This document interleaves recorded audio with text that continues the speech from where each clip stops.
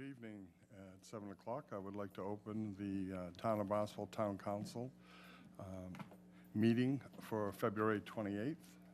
I would ask if anybody in accordance with Massachusetts General Law, Chapter 30A, Section 20 is, I must ask if you're recording this meeting. If so, please make your presence known to me. Hearing none, I'd ask our lovely Assistant Clerk to give us a roll call, please. Councilors, Biedenbender. Here. Crocker. Here. Cullum. Here. Dagwan. Here. Flores. Here. Rapker Present.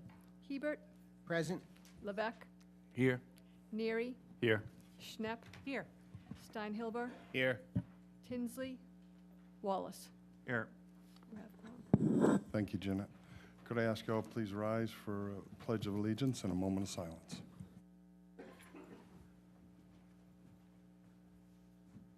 Pledge allegiance to the flag of the United States of America and to the republic for which it stands, one nation, under God, indivisible, with liberty and justice for all.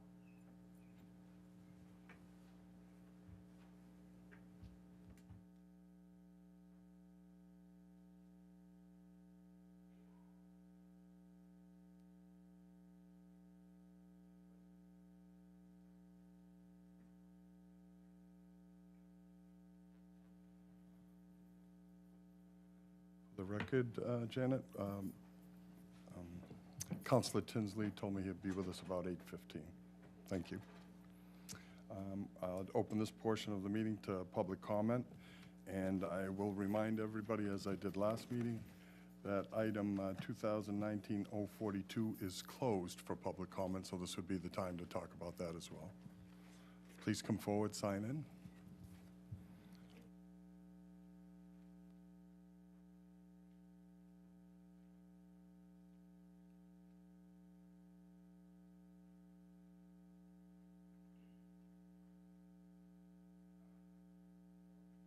Green light. Yep. Used to use these with the school committee in Yarmouth, so I know very well how they work. My name is Steve Edwards. I'm a CPA, and my office is at 720 Main Street. And tonight you are going to execute a regulatory agreement between the town of Barnstable and 720 Main Street Residency LLC. Steve, could I ask one favor? Yep. There is a motion going to be put forward to move that till May. Okay. I'm sorry that we were not able to save you from the trip, but that's you're all right. welcome to either have your say now or have your say again Well, when I it's can before have it us. say it both times. Oh, sure. Okay, cool. We're very good that way. Well, it just seems that the process has been... Save the punchlines for the best, though. Yeah.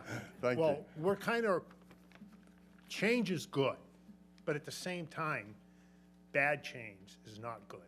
And I think to having a four-story building next to our area and in that whole area is wrong, and it's kind of out of place. We're concerned about parking. We're concerned about runoff, even though that they've talked about it. And I just think the building is too big for that area. One of the reasons that have made that area successful in the past is that you had a restaurant there, and I'm sure a lot of you people remember it, okay? The businesses were during the day, the restaurant was at night. So if there was an overflow of the businesses, the parking, they had enough spaces because the restaurant wasn't full during the day. Same thing at night, when the restaurant was full and busy, the businesses weren't open, and what was happening here is that the overflow of the parking for the restaurants went over to where we had. I just think it's too big. They're talking about 40 units. You know, if everyone has a car, that's 80 parking spots. They got 40. There's some easement issues that are going to come into play here that we're not too sure about. I know on our property, we don't have a problem with that. But I just think there has to be a thought process, and I think I didn't like the way the planning board did it and how it went through the planning board and how it was cut off and certain things were not addressed, and I think it has to be addressed before something like this gets across. And if you're going to have up on the top floor 3-bedrooms apartments, and that means there's families. Where the kids gonna play? Where the kids gonna have the bicycles? What about during the day when if you go by there, sometimes that's a cut-through.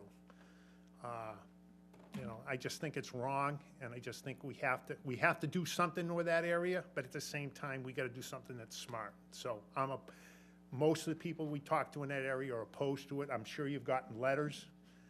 So I think I'd like to see us do it. And then what day in May is this gonna be postponed to? Yes, this is, provided the council is so willing, it would be continued at the request of the applicant till May 16th. Okay, And on May 16th, you'll be asked to wait until the item is called. There'll be a public meeting, and you'll speak at the public meeting. okay, because usually how it worked was that you have public comment, and that's when you had your chance, and then you guys deliberated, so. It it's gonna depends on if there's a called public meeting. Okay, We're cool. going to have a called public meeting for the item at the time of the item. All right, thank you very much. Thank you, and nice to see you. Yeah.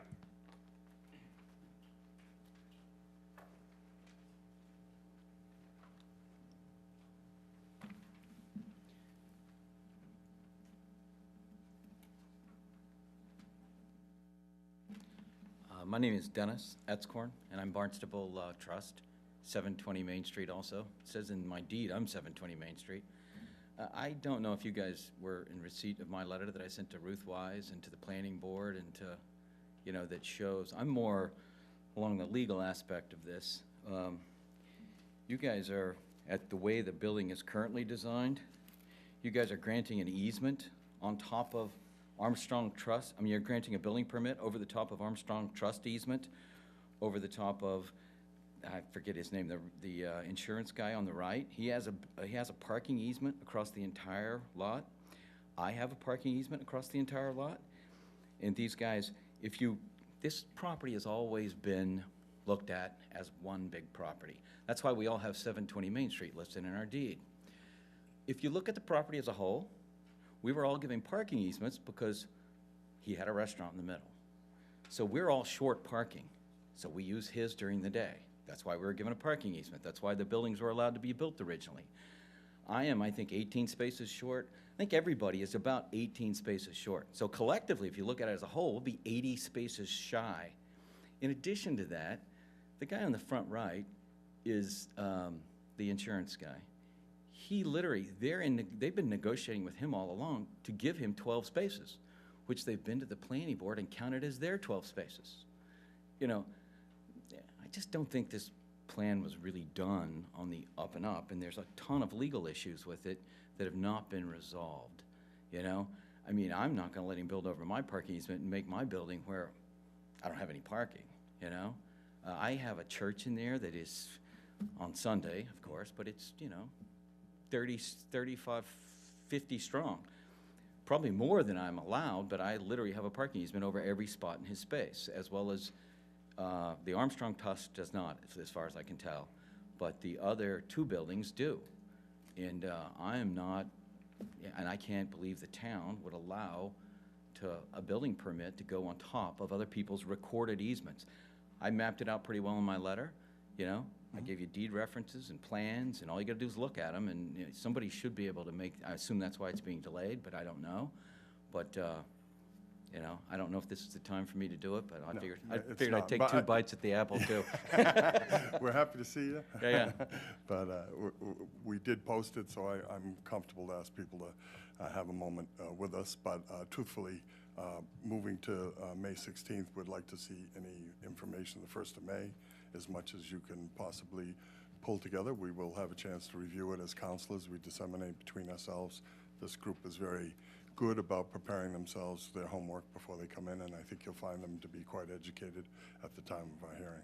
But who do I send that actually to? I've had it. I'll have Cynthia meet you. She's under the cranberry or the pumpkin over there, and Okay. she'll give you an address or an email. Pumpkin. She's our administrator. Okay. Cynthia And that is that Cynthia, Lovell. She's our administrator. okay. She does super. all the circulation of the paperwork. I will for make our sure you corporation. guys all get this letter. Yeah, and- appreciate it. And get it disseminated around. Thank you. Thank you. Nice to see you.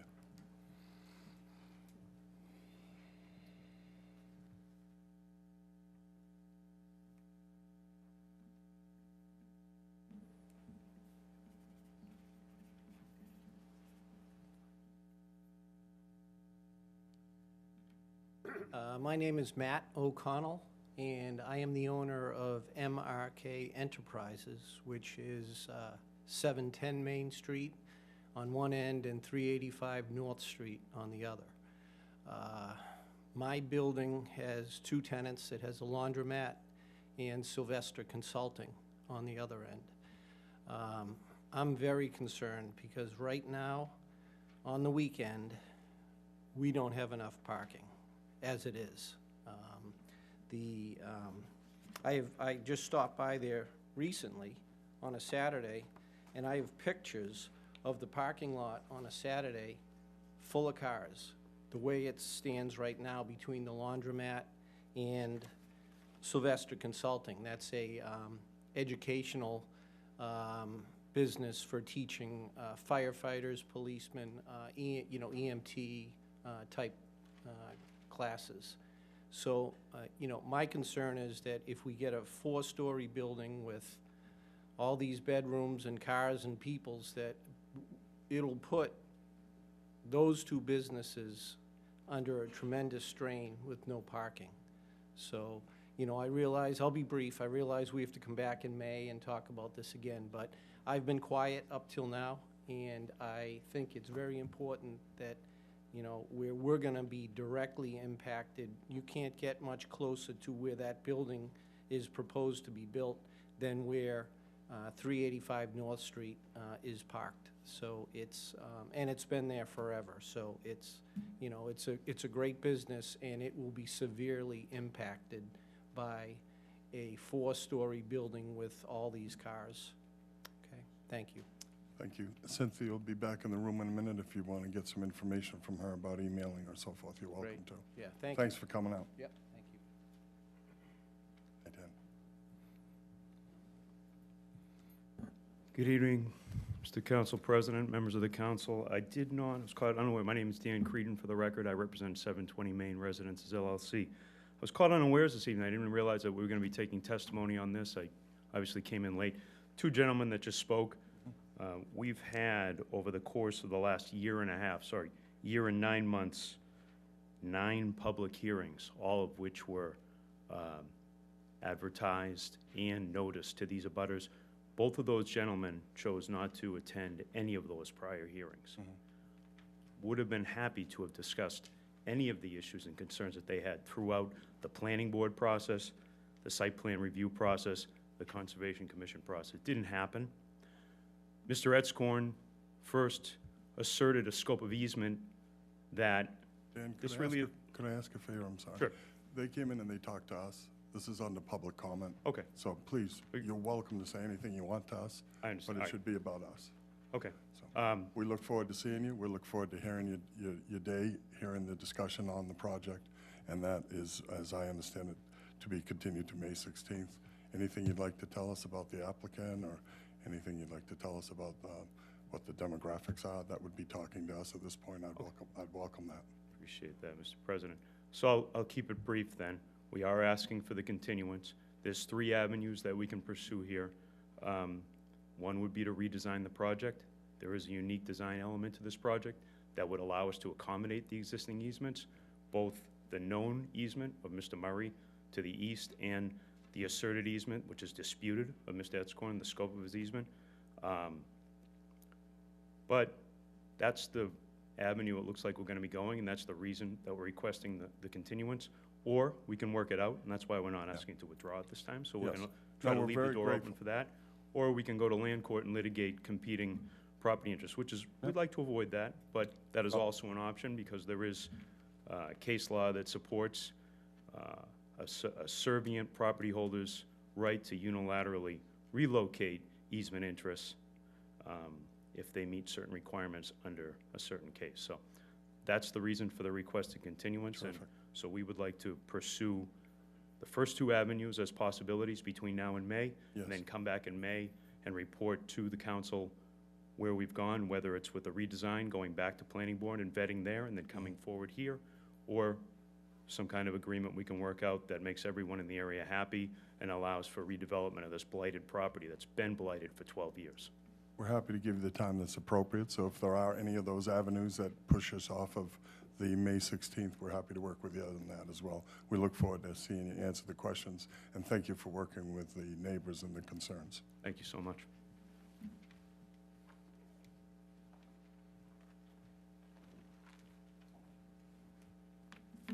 Zenas Crocker, Barnstable Clean Water Coalition. I want to first thank the council for taking a few minutes at your leisure to take a look at our latest quarterly newsletter. It's about water. That'll shock everybody. I think my position and our position are well known on zoning-related issues, on water-related issues. I handed out a straw today.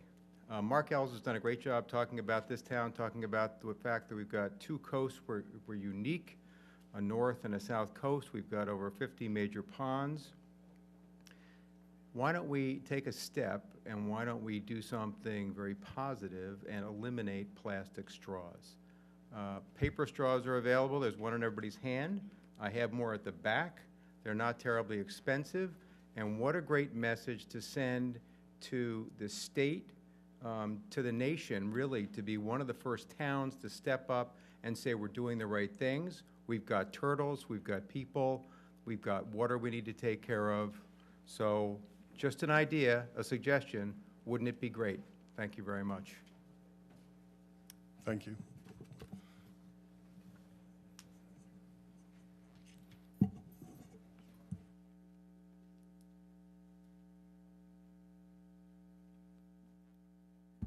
Good evening. Linda Edson, Marston's Mills. I was here 3 weeks ago and voiced my strong opposition to this new zoning for the Route 28 corridor. It's a horrible idea, I've said that, and selling out Route 28 for growth money, or however you put it, growth dollars. It's not fair to anybody who drives that corridor on a regular basis, especially in the summer, especially when the weather's bad.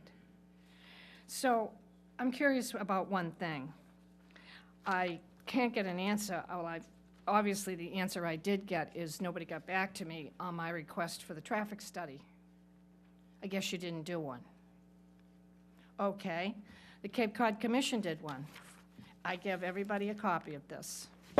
They did it 214 to 216, and they have a variety of interim and long-term steps for the corridor to ease the traffic problems, to plant low bushes and low trees for environmental effects. I don't think you've done any of these in 2 years, and I want to know why. You want to just put more businesses there. If you don't like their traffic study, let's table this thing and do our own and see what they recommend for that corridor. And I think you're going to find the exact same thing. It's an absolute travesty for you to put any more business in that corridor. And I hope that you would reconsider this and vote no. Thank you. Anyone else choose to speak? Please. Sign in, please.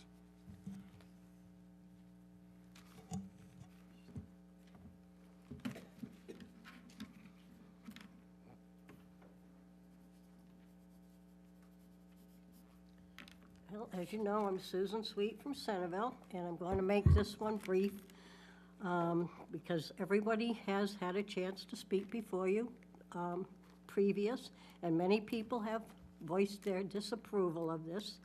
What I'd like to say is that I haven't heard one person come forward and say they're in favor of this expansion. Not even the person who wants to redevelop. Why hasn't anyone come forward in support of this? One idea I've been researching is that all non-conform uses now in effect are grandfathered in for 3 years with the opportunity to change use by special permitting. Do these non-conforming usages need or want a zoning change? Maybe that's why you haven't heard from them. One council person said there are redevelopers waiting to, and this is true, we know that, But what is to be redeveloped? What's to be redeveloped is single-family homes. This is what needs the zoning change. They can't redevelop those homes without a zoning change. And what will those single-family homes become? That's unknown, and is it worth it to rezone so you can lose single-family homes? Another thing I discovered is that my property sits in a resource-protected overlay district zone. Zoning for new construction is now at 2 acres in an attempt to protect the sensitive area along Pond. This expansion would allow new construction on 15,000 square feet, which is just over 1/3 of an acre. That would be 6 new septics in an area without town sewer. No environmental study was done. This concerns me. Does it worry anybody else? Do we care about Long Pond or our water at all? Another thing I came across is my property is a little unique. It shares a driveway with the abutting property, and also on the other side, there's a shared driveway. The new regulations, number 6 under the regulations called access, comments about sharing driveways. Does that mean I have to share my driveway with commercial traffic? My house will never be anything but residential. So what happens to that driveway if you pass this? I'd really like someone to explain that to me. It's very unclear in the regulations. And the one thing that this expansion does away with is the people's right to speak. It takes away special permitting, gives businesses by rights, 26. That means that a neighbor can have no say whatsoever. That means that they've lost their right to speak, to protect their property, to protect their children. All rights would go to the new business person. That means their freedom of speech is lost. I think we need to look at these areas and note that these areas are much, much different than 132. There's so many residents, neighborhood, children, and we need to protect especially those children in that area. And I found a lot of safety issues as I was reviewing the things. I think there's a better solution than this. We can make everybody happy, but this isn't the way to do it. Thank you. Thank you very much. Let speaker sign in, please.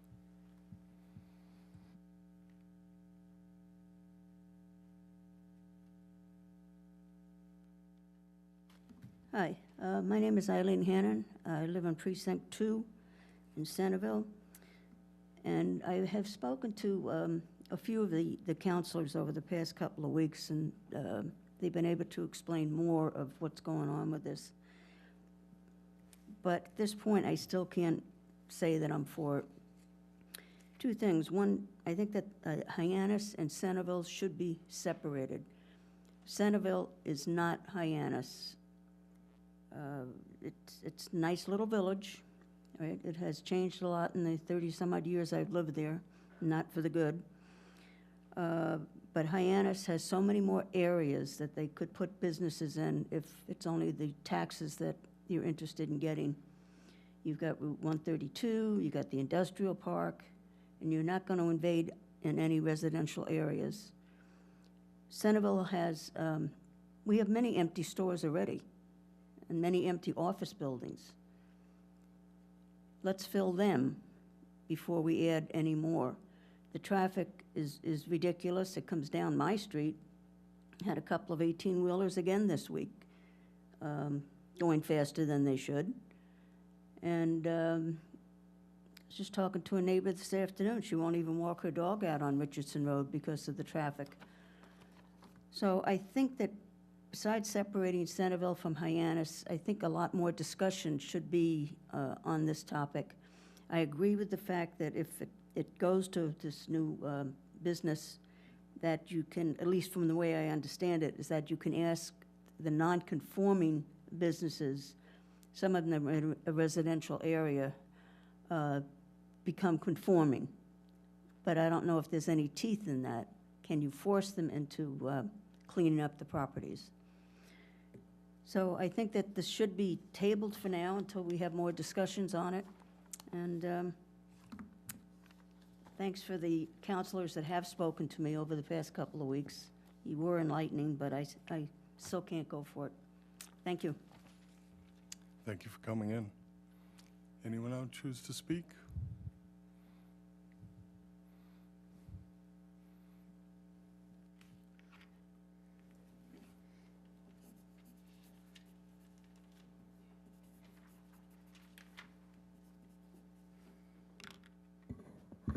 Hi, good evening. My name is Felicia Penn. I live in Hyannis. And I'm here to ask you to please table item number 2019-042 indefinitely until such time as the local comprehensive plan, the LCP, is updated as per the recommendation of the Planning Board's letter of December 6, 2018. I have a copy of the letter here if anybody needs that.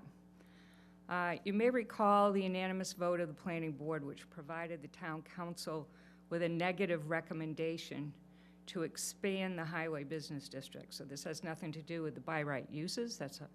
They supported that, but the expansion of the district, and to further study the expansion of the borders of this zone during the update of the LCP.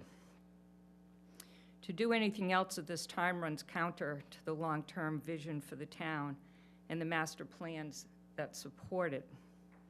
Expansion of the borders of this zone at this time is premature, to say the least. Extending the zone west of Old Stage along Route 28 is irresponsible without appropriate infrastructure upgrades and clean water safeguards. Pushing the HB zone into residential neighborhoods is in direct conflict with the LCP and the village plans, which state that commercial zoning shall not infringe on residential neighborhoods and that residential neighborhoods are to be respected. I'm not sure where the notion originated that the area within this zone needed to expand. Is there a land use analysis that supports the proposed geographic expansion? Is there a pipeline of projects ready to submit applications looking to build in these areas? Or is this the result of someone just thinking that it's a really good idea with no grounded basis to support the reality?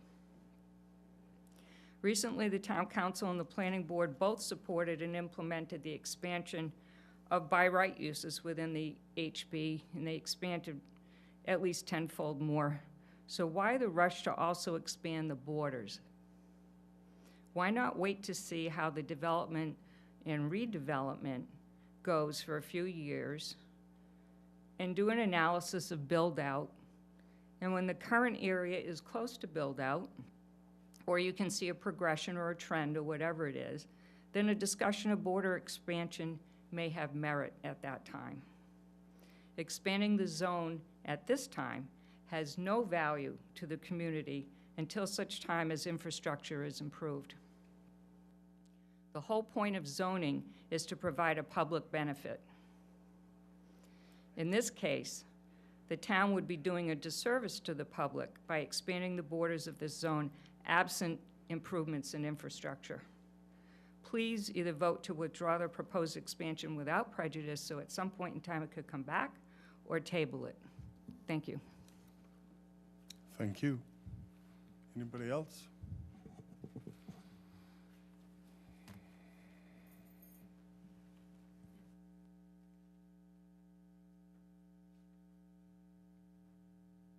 Mr. President, Mr. Vice President, Council. I'm Fred Chirigotis from Precinct 4 in Centerville. I've had the opportunity before to speak to this item during public hearing. I realize public hearing's closed, so I'll be brief. I keep getting calls about this matter. I refer them to the Britt Biedenbender. I've referred them to Matt Levesque. I've referred to Paul Neary and Paul Hebert and actually Eric Steinhilber, from people who live in Centerville who are very concerned about the expansion of the borders of the Highway Business District. What I've been told and what I truly believe, the argument that this is in a growth or an expansion of property rights is really a misnomer. It's property wrongs. These are residential neighborhoods that are severely impacted. It is very difficult neighborhoods to travel both, I don't know if it's north and south, it's called north and south, but it's really east and west on Route 28. But whatever side of the road you're on, if you try to take a left now, you're in danger. Where we do have Highway Business District right now in Centerville on Route 28, and that would be from Old Stage Road down past Finney's Lane, is probably the most dangerous stretch of roadway in the town. I could name a few other places, but it's a pretty bad area. Before we decide that we want to expand our highway business zone into residential neighborhoods, because that's really what these places are, where the expansions occur, we really should have, and I defer to previous speakers, they were excellent. Where's the study? Where's the understanding? Where is the build-out that already exists that shows a need for the expansion? The people who live in these neighborhoods are really afraid about their homes. This is a residential area. I ask, now, I do notice that it's and the public should know, and I'm sure you read it in, that this is a 2/3 roll call vote. I can't believe that 2/3 of the council would agree that this is a good idea, and I'd ask that either the matter be tabled for further study or that the matter be voted down. Thank you. Thank you. Anyone else choose to speak?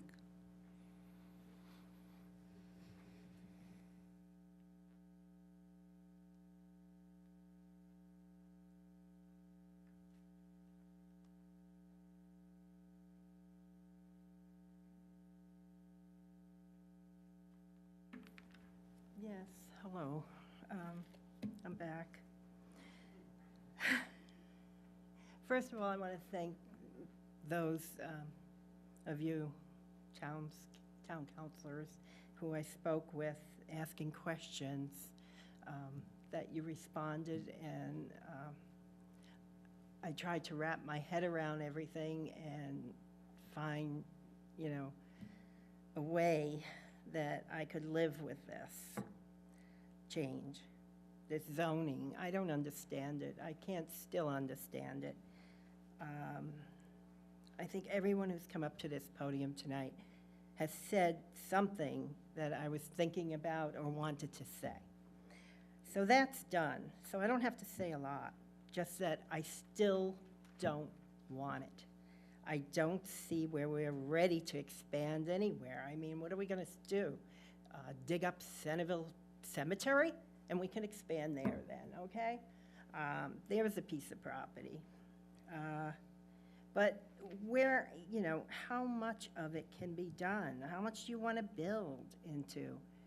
We're annexed to Hyannis now, which Hyannis has beautiful places. Don't get me wrong. It's just that, and Hyannis shouldn't be stuck with everything.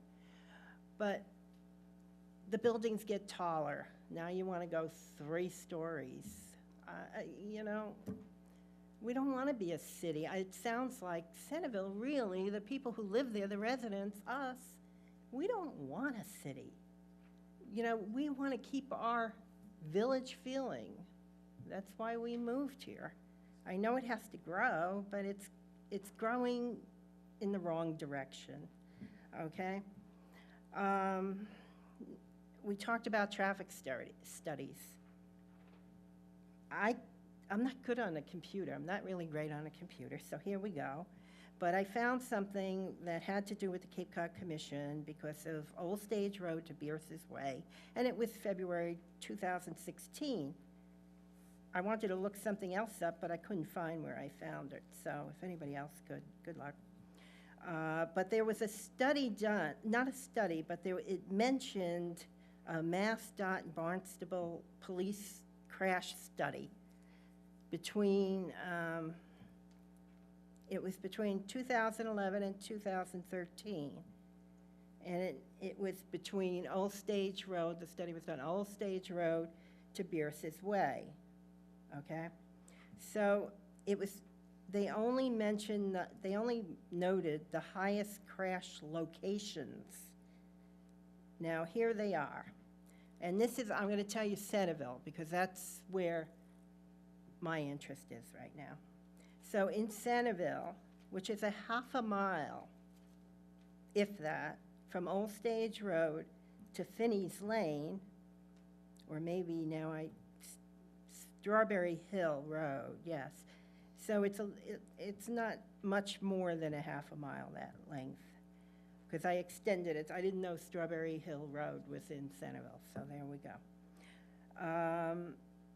So from Old Stage Road to Strawberry Hill Road, that short distance, the high crash, there were 389 total crashes in those 2 years, between 2011 and 2013.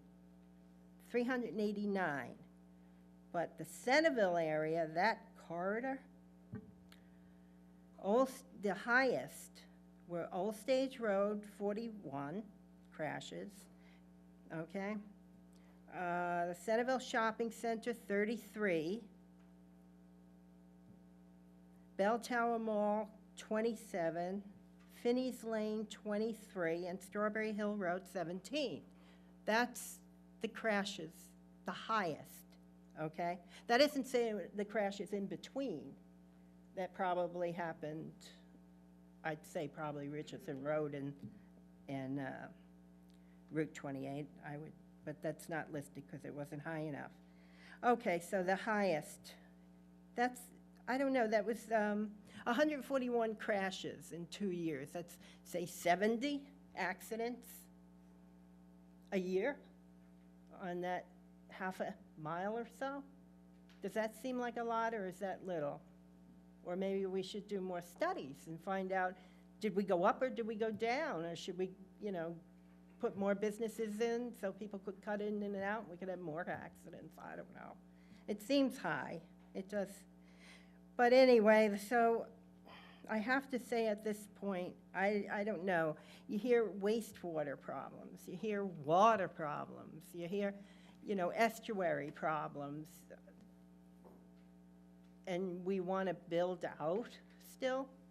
Doesn't make sense. I just, like I said, can't wrap my head around it. All righty, thank you. That's it. Thank you very much. Did I get your name and have you sign in? I'm sorry. Elizabeth Ryan, I did sign it. Thank you very much. You all set, Janet? Thank you. Any other speakers? Hearing none, I'll close the public portion and ask if there are any council responses to public comment. I'll start on this end. Paul Hebert, please, Councilor. Thank you, Mr. President. So if I read the report correctly, we're looking at the years of 2011, 2012, and 2013. So it's actually 3 years. You're correct that it was 389 accidents in the span of that corridor. So that breaks out to well over 27 accidents within that corridor per year. So that's a lot. So we have to look at, what are the realities there? And so the study has been done, and I'm not going to vote for another $50,000 study when the commission did it in this recent period of time. I can live with that study, which I think you'd admit was very, very extensive, well-done study. But, they brought up facts like it's a 45-mile-an-hour zone. So I'm sure that our DPW and our police department could give us some very, very good advice on what we can do to make that a safer area. And if you remember in the study, there was a long list of things that we could do to make that better. I've been thinking about Richardson Road. That's a simple thing of making a decision. You put a sign up. The 18-wheelers do not go past Casual Gourmet when they unload their food products. Then they turn around and go back to 28. They don't go back into the neighborhood. They don't stay within that neighborhood. So there are things that we can do that we should take action to make that a safer corridor, try to save a few accidents and try to see what we can do to accommodate that. So your points are very, very well taken. So we're at a philosophical junction here. When you talk about buildings going higher, we have to go higher if we want to accommodate more small apartments so that people have more options of where to live. We're getting very, very close to not having a whole lot more room to expand. And it's not that we want to cut anybody out. We have to make some decisions. So it's very, very difficult to protect, which is a big concern of all of us, to protect the centers of our villages, Osterville, Centerville, Hyannis. But Hyannis is clearly the hub, not only of the town of Barnstable, but of the whole Cape.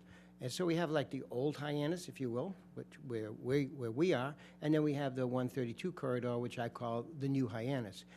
So it's very, very difficult. These are difficult decisions. To make no decisions is not any better than to make too many decisions too fast. So everybody's points are very, very well taken, and it's a very difficult thing, and I can't speak for anybody else or how we're going to end up voting on this, but I certainly appreciate how many of you have taken the time to come and really give us a lot of food for thought. So I thank everybody who has spoken. I'm working my way from the side. Anybody? Council Steinhelber? Yeah, just more for information purposes. So I know it can get confusing when we're talking about corridor studies, traffic studies, and what exactly, when do things happen? So the Cape Cod Commission study is a corridor study for 28, which is a state highway. When I was first elected to the council, there was actually hearings in this room where we had large tables set up and the maps of the corridor going from Bierce's Way up to Old Stage. And there were members of the public that were invited in. There was at least 3 hearings that I recall, and we'd go along the maps and we'd circle where we thought there was trouble intersections or difficult turns. And the point of that exercise was for them to start talking about how to improve the traffic safety along the roads, whether it be speed, whether it be intersection improvements. So that really started what you've seen, down with Route 28 and Bierce's Way intersection improvements by the mall and leading towards Centerville. We did the improvement. It's a state road, so the state did the improvement with the CVS intersection with Strawberry Hill Road, which we had to do an easement for. That was probably about a year and a half ago now. And they're working their way down. So that was the start of that, and that's going back, 5-6 years ago. So that's a corridor study. So yes, that was done. Traffic studies for proposal or development are very site-specific to what is being proposed for that parcel. So when you talk about traffic studies, especially when you're talking about a state highway, the state will put you through quite a process for the traffic studies, for the curb cuts. They're not interested in granting any more new curb cuts along 28 or 132. In fact, they'd like to reduce the number of curb cuts. You saw the Strawberry Hill office, the medical office that went up recently. That was a blighted property there. You notice that the original curb cut now is moved down, and that was part of that was to move it further back from the intersection. So there are safety improvements that happen when new development comes into some of these parcels. So traffic studies are not ignored, curb cuts are not ignored. And I just wanted to kind of clarify for information purposes how things happen in terms of traffic studies and what's the difference between a development and a site-specific traffic study and a corridor study, which the Cape Cod Commission undertook when they're looking at safety along different corridors. And my understanding is they'll go beyond Old Stage at some point as well, but that was the first piece they were dealing with. So I just kind of want to put that information out for the public's edification. Any other councilors to my right? Yes, Council Rep Grissetti. Thank you, Mr. President. I want to thank the ladies especially that have sat through the several meetings where this 042 that you've spoken regarding the expansion. So hopefully tonight something will happen. And I also want to thank especially former Councilor Fred Chirgotis for coming out and speaking, because he did sit on the council and represented the folks in Centerville who participated in the corridor study and helped to identify the issues of traffic in that area. And also thanks to Ms. Penn for coming out, who was a previous member of the planning board. And by the way, there is a spot open on the planning board if you're interested in coming back. Love to have you. So I think your points regarding the local comprehensive plan are right on. So I look forward to a lively debate on that issue. Any other councilors to my right? Councilors to my left? Hearing none? Oh, I take it back. I see one. Councilor Cullum? Thank you. I wanted to say thank you to the people who came to speak and have been continuing to come to speak to this. And it matters to me how important these issues are to you. And I'm listening to you, and I understand your concerns and your angst about the zoning. And I'm taking it to heart. I promise you that. Also, for Felicia Penn, thank you very much for coming out and saying your piece too. It's always very important to hear your point of view. And Councilor Chirigotis, it's always nice to see you. Thank you. These are, these zoning issues. I kind of have to agree with Councilor Hebert on how challenging they are, because we do want the growth dollars to move forward and help us, so we can keep these great programs we have. We can keep the senior center. We can keep the HYCC. We can keep all these things.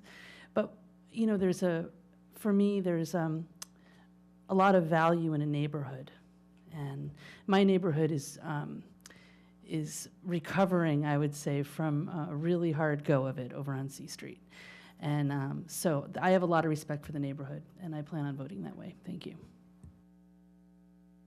Councilor Levesque? I would just also like to reiterate the appreciation of those who have come, and especially the last meeting when we didn't even get to it, and you stayed here till 11 o'clock. And so, and for those who have come repetitively, and when this all first started, this was an idea that we were looking to try to work with, again, spot zoning, something to try to get something a little more consistent. I was excited about doing that because I was on the zoning board and I saw some things that, quite honestly, I thought was a little bit unnecessary for people to go through. And, I just thought it was an opportunity to try to give people some more rights, that they didn't have to spend so much money on mitigation. I think I've explained that pretty well, that side of the story, so to speak. But I also understand, too, that there's people who are fearful of what might be added or what's going to be on the other side. Unfortunately, we're not dealing with a blank canvas. We're dealing with, quote-unquote, artwork that's already in place. And we're trying to work within that artwork to try to not have blighted property, one, give people an opportunity, and you'll, not to, discuss everything, because it'll always, some of these things will also be repeated as we come upon the item. But we're trying to create, in a way, there's property that are round pegs, and we're stuffing them into square holes. And we're just trying, I think the idea is to try to create square pegs for square holes so that people can do, whatever. And it's important that that it's a conversation that can take place and that there's compromise, and I just hope we can work something out, because again, it's about getting it right, not necessarily being right on what your specific agenda is. Councilor Beeden-Bender? I would be remiss as well not to say thank you to all of you who came out. A number of you are my constituents, and we've spoken through emails or at office hours, and we've had numerous conversations, so I appreciate that. But I also don't want you to take my silence on commenting on this issue right now as that I'm ignoring your comments. It's that I have a lot to say when we have the council discussion on it, so I'm holding all of my comments till that point. So I don't want you to take it for that I have indifference. So thank you. Vice President Flores? Thank you, Mr. President. Like my fellow town councilors, I too thank you all for coming and giving your comments. I did spend a good amount of time with Ms. Sweet probably a week or so ago, reviewing a lot of the issues and concerns. And I think for all of us up here on the dais, we've learned probably more than what we knew when this whole process began. And I commend also my former fellow town councilor, Fred Chirigotis. Thanks for coming, Fred, and speaking on behalf of your former constituents, who are probably still your constituents. And I would also second what Councilor Rappacetti said in terms of Felicia, there is an opening on the planning board. You know it well, probably better than most people, and we'll welcome you back on that particular dais. But I also want to be clear in terms of how this all came about, just to make sure that we're certain that, you know, the Committee to Review Zoning and Permitting Regulations was a subcommittee of this town council, and they had a specific charge to evaluate current zoning regulations, permitting processes, to identify impediments of really becoming more streamlined, more efficient, and using a common sense approach to allow new development, to allow redevelopment, primarily looking at blighted properties, giving new businesses the opportunity to move forward, hopefully in a cost-effective manner, and at the same time, coming up with recommended changes to current zoning and permitting regulations to help address the needs of housing, infrastructure, job creation, and really revitalization and new growth. With all of that being said, knowing the members of that subcommittee who did meet on a regular basis going back a couple of years, and then coming up with a proposal this past October, I'm sure I was not on that subcommittee, but, you know, having been having spoken with a number of folks who were, there was lots of discussion about how it would impact the neighborhood. So I want to be sure that everyone is clear that this was not just done as a knee-jerk reaction to try to support business. So all of that has been taken into consideration and will be addressed, I'm sure, when we actually open up 042. But also know that it came to us as a full council with the recommendation of the subcommittee. It came with a positive vote, if you will, for us as a full council to consider it. And, you know, over the past couple of months, we've had good debate, good discussion, and I'm sure it will be even more lively this evening when this particular item is open. So I want the public to know, especially the residents from the Centerville area who have been attending all of the meetings, and I thank you and also apologize to some of you for not getting this done at the last meeting and you sitting here till 11 o'clock when we decided to do it tonight. But nonetheless, you've voiced good thoughts, good opinions, and all of that will be part of the debate and the discussion tonight. So thank you for coming and voicing your opinion. With that being said, I'd like to move off of the 042 item and ask Z. Crocker a particular question. Z, you gave us paper straws tonight. I remember these when I was a kid, you know, having recess in school and getting your milk and getting a paper straw. Has there been any support from the Chamber of Commerce, either Hyannis or the Cape Cod Chamber? Has there been any analysis done in terms of, if I owned a XYZ store and I went to paper straws from plastic straws, what's the advantage above and beyond, you know, obviously helping the environment, which I support 100%, you know, having applauded the fact that the council, when it did eliminate plastic bags, it seems that the business community and the public has been able to survive okay. I'm just curious what the impact of that would be, or if that has been done, or will there be a report coming forward?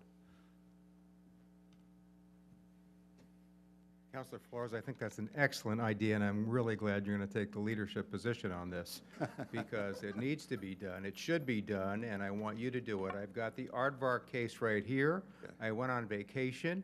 I hadn't seen a good paper straw since I was a kid, and I was told they really didn't exist. And I bought a bunch of steel straws, which I hate. And I found out, guess what? You can buy them. They're actually in really short supply. I'm sure that will change over time. So no, I don't know that. I'd love to work with you on it, or anybody else in the council. I have the information. Thank you. Thank you. Thank you, Mr. President. Just a point of information on the straw. Chronicle did a piece that quite a bit of straws, paper straws, are made in Massachusetts. So that's kind of an interesting issue too. So, again, leaders, Massachusetts. When it comes to my role here as we're trying to do our business of the day, I'm certainly concerned about everybody who has to ride the bench. Last week was 2 weeks ago was an exceptional time where we were trying to make sure all of the people who were riding the bench had a chance to be heard, because those hearings had an actual public hearing portion. We've been closed for some period of time on 042. I'm more than happy to invite you, and I have made that announcement every time, for anybody who's here for 042 to please come forward and speak in the public process so that you're not forgotten. But at any time you so choose, you're more than welcome also to go home, turn on Channel 18 and enjoy it, because there is no public process in this portion of that hearing, as we've said on numerous occasions. So thank you very much for that, and thank you for your participation throughout. I've seen a number of you here a number of times. With that said, I would suggest that we need to bring forward the town manager for the town manager's communications.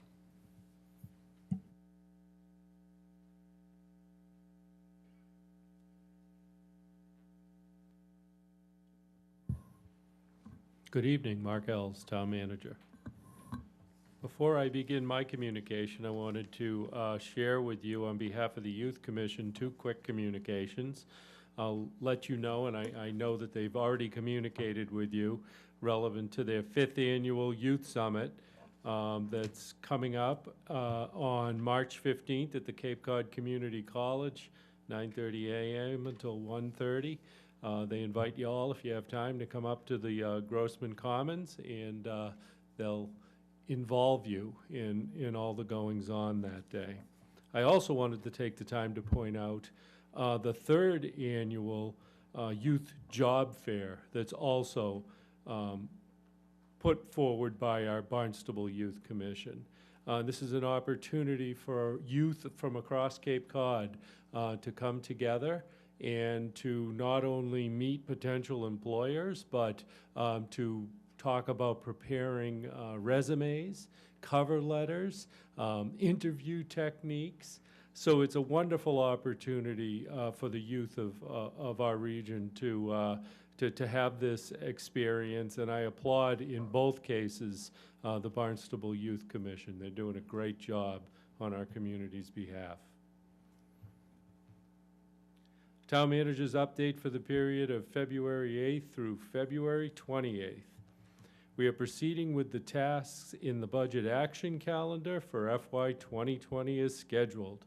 The FY 2020 capital budget and FY 2020 through 2024 capital improvement plan has been submitted to the Town Council and posted on the town website under the Finance Division FY 20 capital improvement. It's also on the homepage as well.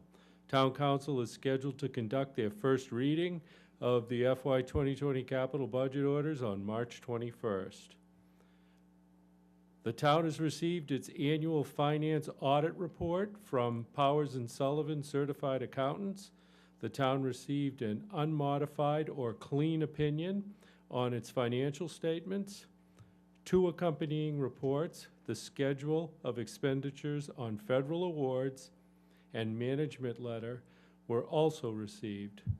The report on federal awards did not identify any deficiencies in the internal controls that they would consider to be a material weakness, and the town complied in all material respects with the types of compliance requirements on each of its major federal programs for the year. The management letter offers suggestions for strengthening internal controls and operating efficiencies, and these reports are all available on the town's website. We continue our discussions with Fish and Wildlife regarding the future potential to site water supply wells on the 250-acre parcel owned by the Commonwealth that directly abuts the Hyannis public water supply. The town continues to work with Mass Fish and Wildlife to finalize an agreement that would enable the town to install public water supply wells on the 250-acre Hyannis Ponds Wildlife Management Area. We submitted our recommended proposed public water supply well locations and associated withdrawal information on January 18th, 2019. Following the January federal shutdown, Mass Fish and Wildlife informed us that the USGS was delayed in proceeding with the review of the most recent information from Barnstable. We are in continuous communications with Fish and Wildlife and USGS as they complete their review and anticipate a progress meeting shortly. So they are working on that. We're just waiting for when they complete it. They're behind. The Cape Cod Chamber of Commerce, in partnership with the town of Barnstable and the Cape Blue Economy Foundation, announced today they received a $1 million grant to create Expedition Blue, a major step toward the regional branding of the blue economy. Funded by Governor Baker's Seaport Economic Council, Expedition Blue will create a network of interconnected permanent installations at sites that tell the story of the Cape region's connection to the sea, our place in the world ocean research and discovery, our fishing and aquaculture heritage, and our strong inventory of blue economy institutions and industries, among other topics. And I've included that press release in your package so that you can review it. I reported to the town council at your last meeting that I had attended a meeting of legislators, state agencies, and municipal officials to discuss the implementation of the Cape Cod and Islands Water Protection Fund. Our specific discussion focused on the Act's establishment of a management board and its duties relevant to the Cape and Islands Water Protection Fund. Within the Act, in Section 20, it states that there shall be a Cape Cod and Islands Water Protection Fund Management Board that shall consist of one person to be appointed by each Board of Selectmen or Town Council in each municipality that is a member of the Cape Cod and Islands Water Protection Fund, provided, however, that an appointee of a Board of Selectmen or Town Council shall be a member of the respected appointing authority, town manager, town administrator, or other municipally employed professional staff. I encourage the Town Council to appoint said board member expeditiously to assure that Barnstable is formally represented. I also brought to your attention the duties of the board as stated in the Act, and specifically, the management board's duties shall be limited to determining the method for subsidy allocation, including but not limited to an equitable distribution among participating municipalities consistent with revenue deposited from each municipality into the fund, and to ensuring that the money from the Cape Cod and Islands Water Protection Fund is spent only for the purposes in Section 19. Section 19 is determined by DEP, relevant to whether the project is eligible. After much discussion on the intent of this section in the Act, I requested through our finance director that our bond counsel provide an opinion on the duties on the management board. Specifically, does the board simply review funds deposited from each municipality against equitable distribution of said funds to the communities from which the fund was generated, or does the board have greater discretionary authority to redistribute these funds? My question was, do you get dollar for dollar back, or does the board have the discretion to distribute these funds as they see eligible and appropriate? The opinion of bond counsel was that the board has greater discretionary authority to redistribute these said funds. That means that it doesn't have to go back dollar for dollar. We have taken this opinion under review and are preparing proposed modifications to said language for consideration. At this time, I'll ask Mark Milne, Director of Finance, to provide the Town Council with an update relevant to this particular act, specifically, though, related to the proposed model bylaw being offered to communities for consideration. You may have read about that recently in the paper, and I know there's been some questions. So I'll ask Mark to come up and just give you an overview of that.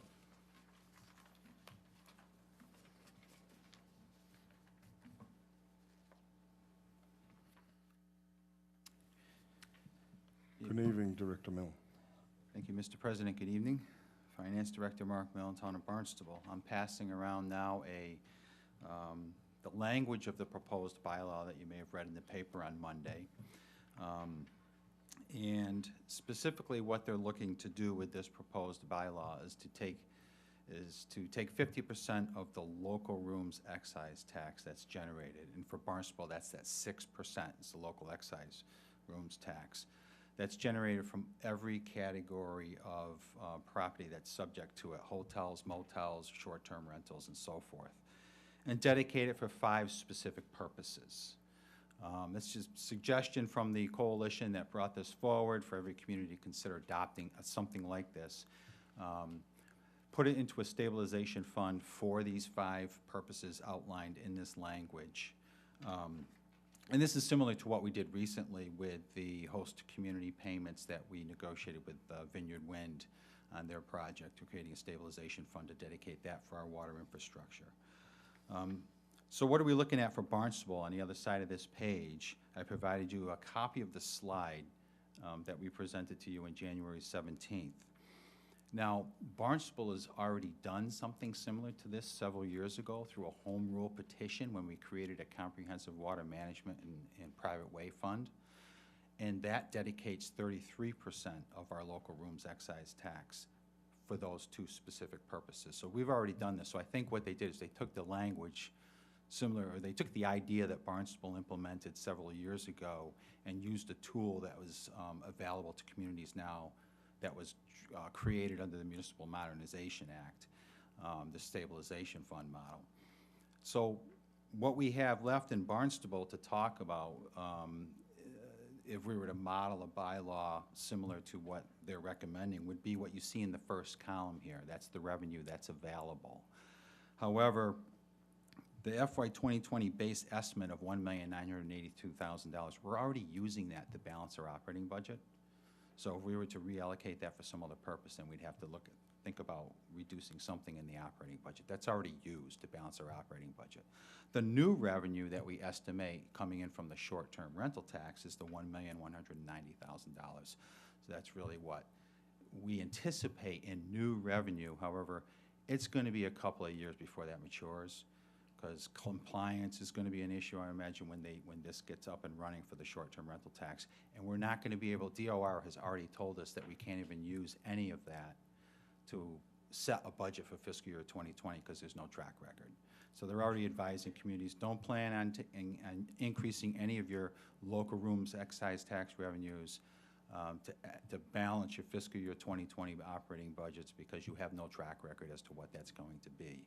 So it's going to be at least a year, or 2021, before we can even do anything with this revenue under DOR's guidelines. So I just wanted to, hopefully that clarifies what the coalition that brought this forward is looking to do. They're looking to take some of that general fund revenue, that local excise tax that will go to the general fund, and dedicate it for specific purposes, similar to what we did several years ago with the creation of the special revenue fund that we have.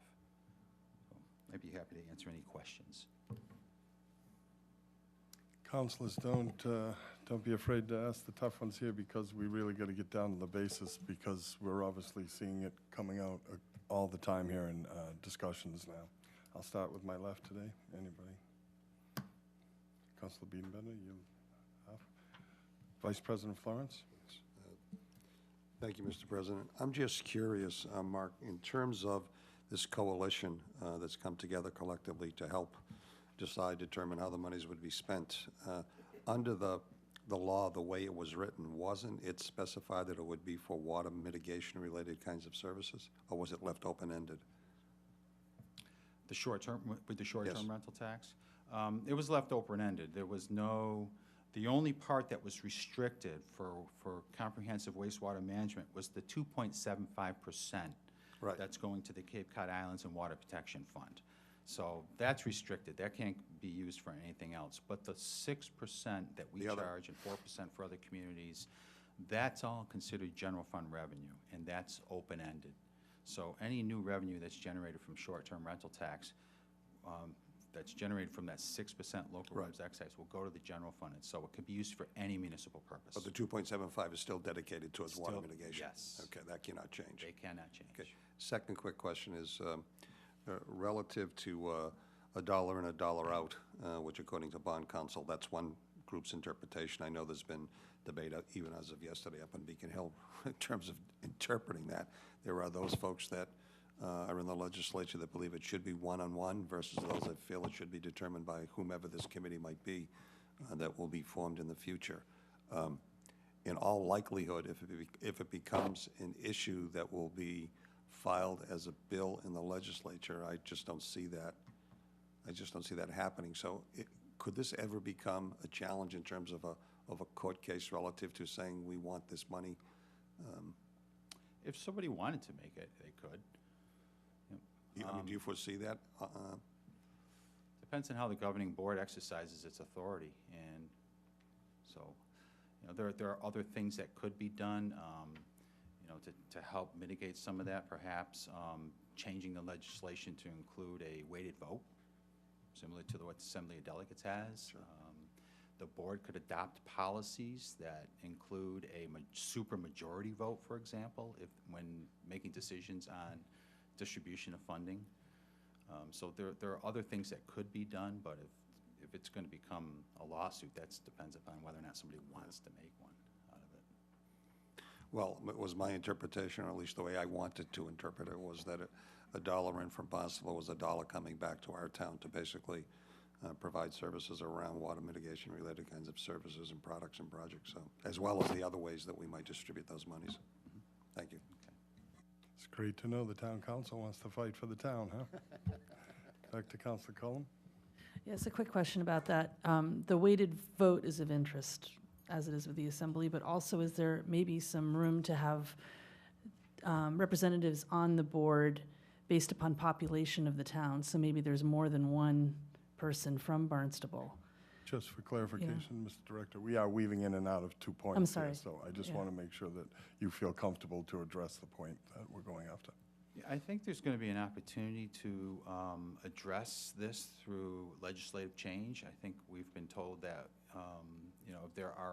if we have an interest in trying to provide some modifications to the legislation that was passed, that we could reach out to our legislative delegation and provide suggestions, and that could be one of the suggestions that we give them, is we bring back a legislative proposal for them to address, to see if they'll change the voting mechanism that's used. Yeah, and a follow-up if I could. Is there Certainly. a scheduled time where we're to meet with our delegation for ideas to bring forward to represent Barnstable better in this situation? Do we have that? Are we working on that at this point, Mark? Excellent. I'd love to be included in that, please. Thank you. Councilors? Councilors? Yes. Thank you. Mr. President, thank you, Mark. Councilor Snap? Could you just clarify again if the council took no action, would the percentage of the short-term rental tax be split in the 4% and 2% that we currently have for local excise? Yes, that home rule petition that we have requires us to put 1/3 of any new local excise tax generated from short-term rentals into that special fund. But we do have the opportunity to possibly look at that short-term rental tax and create a different split than what we have for the rest of that. Yeah, the 1,190,000 number, yes, we do. That is an opportunity, because that's new revenue, so there is an opportunity to discuss how that should be used. So if we wanted to preserve it for infrastructure uses, whether it's for wastewater or other things, we would need to take affirmative action to make sure that that money doesn't just go into the general fund 4%, then 2%, right? Yep. Okay. Councilors? Councilor Hebert? Thank you, Mr. President. I would point out to all of us, councilors, that next Friday at our meeting of Selectmen Councilors for Cape Cod and the Islands at 8:30 at the Seacrest Resort, we're going to have the delegation is going to be available. To date, most of our reps are going to be there, and definitely Senator Sears' office is going to be there. And they've asked me what are we concerned about? And I said, well, the Cape Cod Water Protection Fund we need to talk about. That we need to talk about a town's ability to subtract some of that money, put some aside, the 2.75 for that coalition. And what does that mean to the rest of the fund? And certainly, we are the biggest town. we also have some of the biggest problems. Therefore, we need the most amount of money. So I would caution us in how we speak out in terms of the fund. I think that because we're going to most probably also be one of the bigger contributors. Now, some of the, like Provincetown is saying, hey, a rental in Provincetown could be $20,000 as opposed to a $3,000 rental here in Barnstable. But we do have the size and the numbers. So it's not impossible that we become the largest contributor to the fund, so that we have to speak up. But at the same time, if there are other towns that are not, they've either solved their problem. Chatham's gone a long way, and so has Harwich is digging, and Harwich is piping. So some of the others may not need the money. So I want to keep an open mind to the fact that if we're into big projects and our millions keep mounting up to more and more millions, and other towns are not using that fund for their, they're just not ready, they're not moving, then by George, I'd like to get more. So I don't want to tie us in too much to $1 in and $1 out, if we can put $1 in and get $1.25 out. So I would encourage everybody to, if you can, I know everybody's working, but if we can come to that meeting, the delegation will be there to speak to. And I do think that, again, because we are the biggest, I think we need to put together the best team, including leadership from the council, including the town manager's office, including finance, so that our team member who is appointed, and I have somebody in mind who has been in DPW for a long time, knows our town in and out, knows the finances in and out, who can speak very eloquently to protect us, so that we have the best team. I'm thinking of us sending a team that's working close together and represented very, very well on our behalf. So I'm more optimistic than I am pessimistic. Thank you. Councilor Snip, you had a follow-up? Yes, thank you. Mark, could you let us know the mechanism in which we could make a decision to have that short-term rental tax split differently than the 4% and 2%? Does the Municipal Reform Act give us some more leeway? Yeah, there's a number of ways we could do it. We could just build it into the creation of the annual operating budget, similar to what we've done with the Capital Trust Fund already, where we've increased the annual contribution if it was decided to dedicate it to the capital program. So we could do it through the operating budget, or we could adopt another special municipal stabilization fund like we did to address the comprehensive water and fire readiness services that we recently with those host community payments. But we don't need to do any home rule petition. It can be done by the that's the council. nice thing about the Municipal Modernization Act.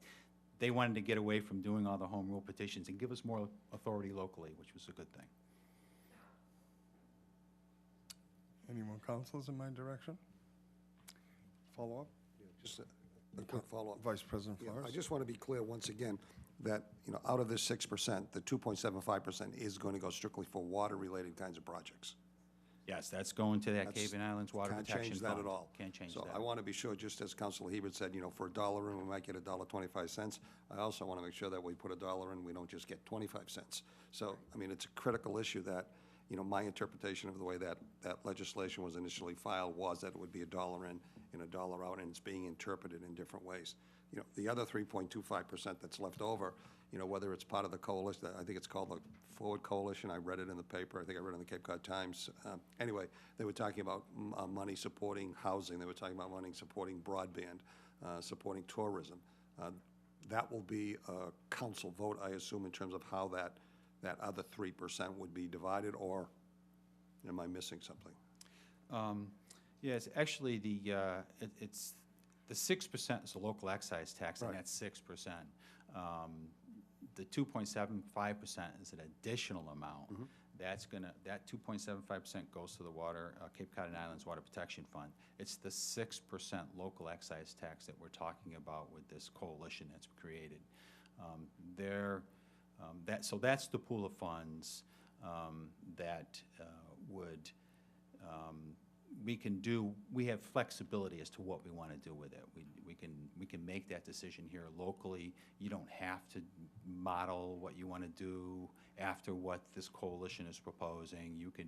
We can make our own decision as to how to deal with that. Thank you. not gonna let you off, because I think we gotta go up the ladder one more time. The numbers are staggering here, so I understand what everybody is trying to get clear, and we're also trying to portray it clearly to others who are listening.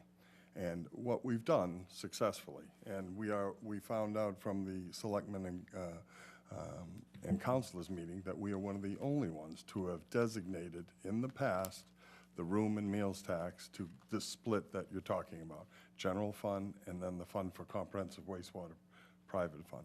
That was what we did with other money. Now they're gonna give us another 6%, and then there's another 2.75 that's generated from our town that goes to a different pile. That pile is the wastewater that we're arguing over. If we give them $1, since we haven't finished all of our wastewater work, we want the dollar back. I'm a very generous guy, I believe. My wife calls me Generous Jim every once in a while. And I'm ready to give other people the money, but not until I know that Barnstable is taken care of and Barnstable problems have been taken care of.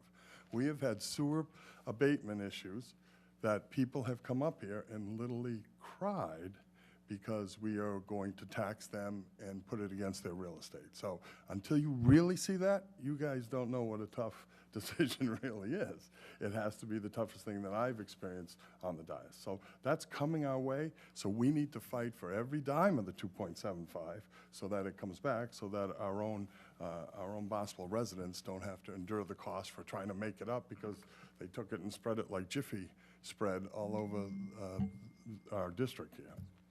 So that's the first part. Then we were in good standing also, we found out from the selectmen and councilors, that because we're at the 6%, and not everybody was, that we don't have to adjust our percentage unless we want to adjust it downward. So we will have a match 6%.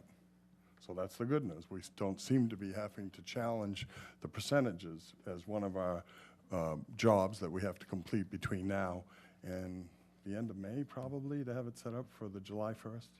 When would you like these reserves set up?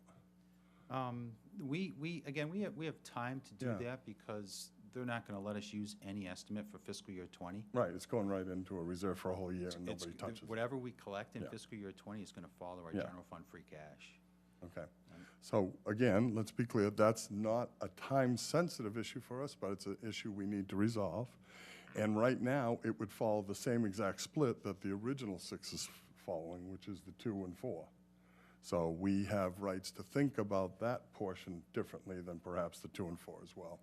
So those are the issues we're going to be facing as we go forward, and they fall in 3 different categories. The good news is the 6s are there. We don't have to concern ourselves with percentages. We just have to concern ourselves with where we put the money and what we assign it to.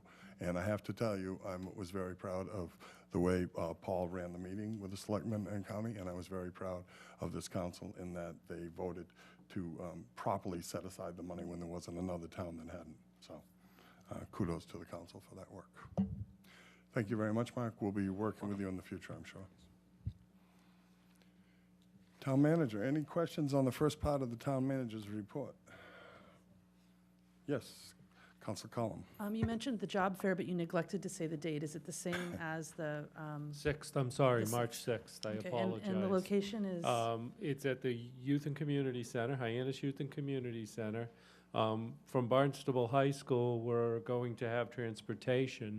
I spoke with the RTA today, and they've reached out to Patty Machado to try to see if we can help out any of our youth that aren't at the high school but want to go as well. So we're going to do all we can to make transportation a non-issue for our young community out there. And can I ask what the hours are of that? 2:30 to 5. Did you say that? I'm sorry, 2:30 to 5. Yeah, March 6th, Thank you. 2:30 to 5 at the Hyannis Youth and Community Center. Thank you. Sorry, I didn't no say problem. that before. Follow up on the side? Councilor Biedenbender?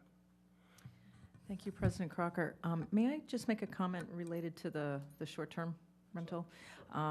Just some thoughts. You know, I'm really concerned about this for a number of reasons. One is that in the back of my mind is the RAC report that said we had $400 million worth of infrastructure that we had to put in over the next 60 years if we ran it out.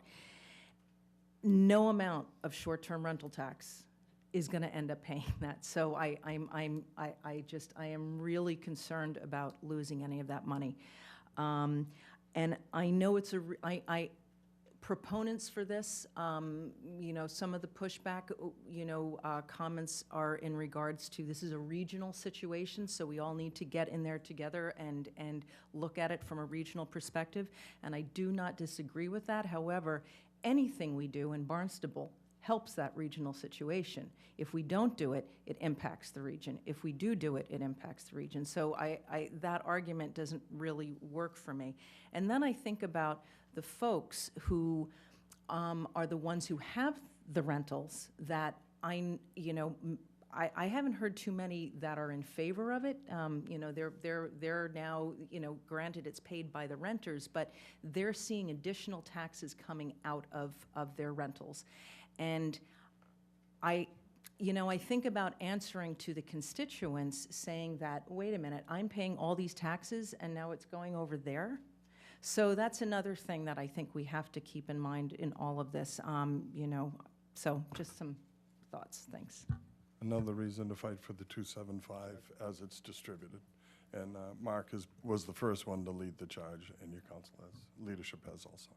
If I might as well, another reason to move quickly on having a formal representative on this board. Yes. Anybody else? Yes. Vice President? Just a quick question, Mark. Relative to the Cape Cod Blue Economy Foundation, is that a foundation within the chamber, or is that a separate entity? Do you know? I will get you that answer. I do not know the answer to that. Okay.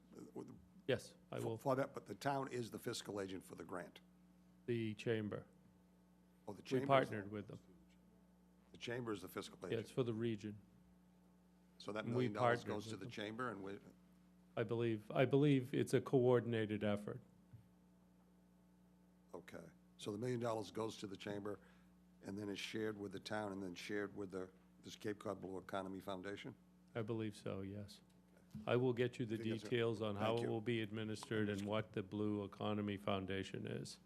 I'm not sure if anybody here has that specific answer. Oh, good, Elizabeth. Oh, good.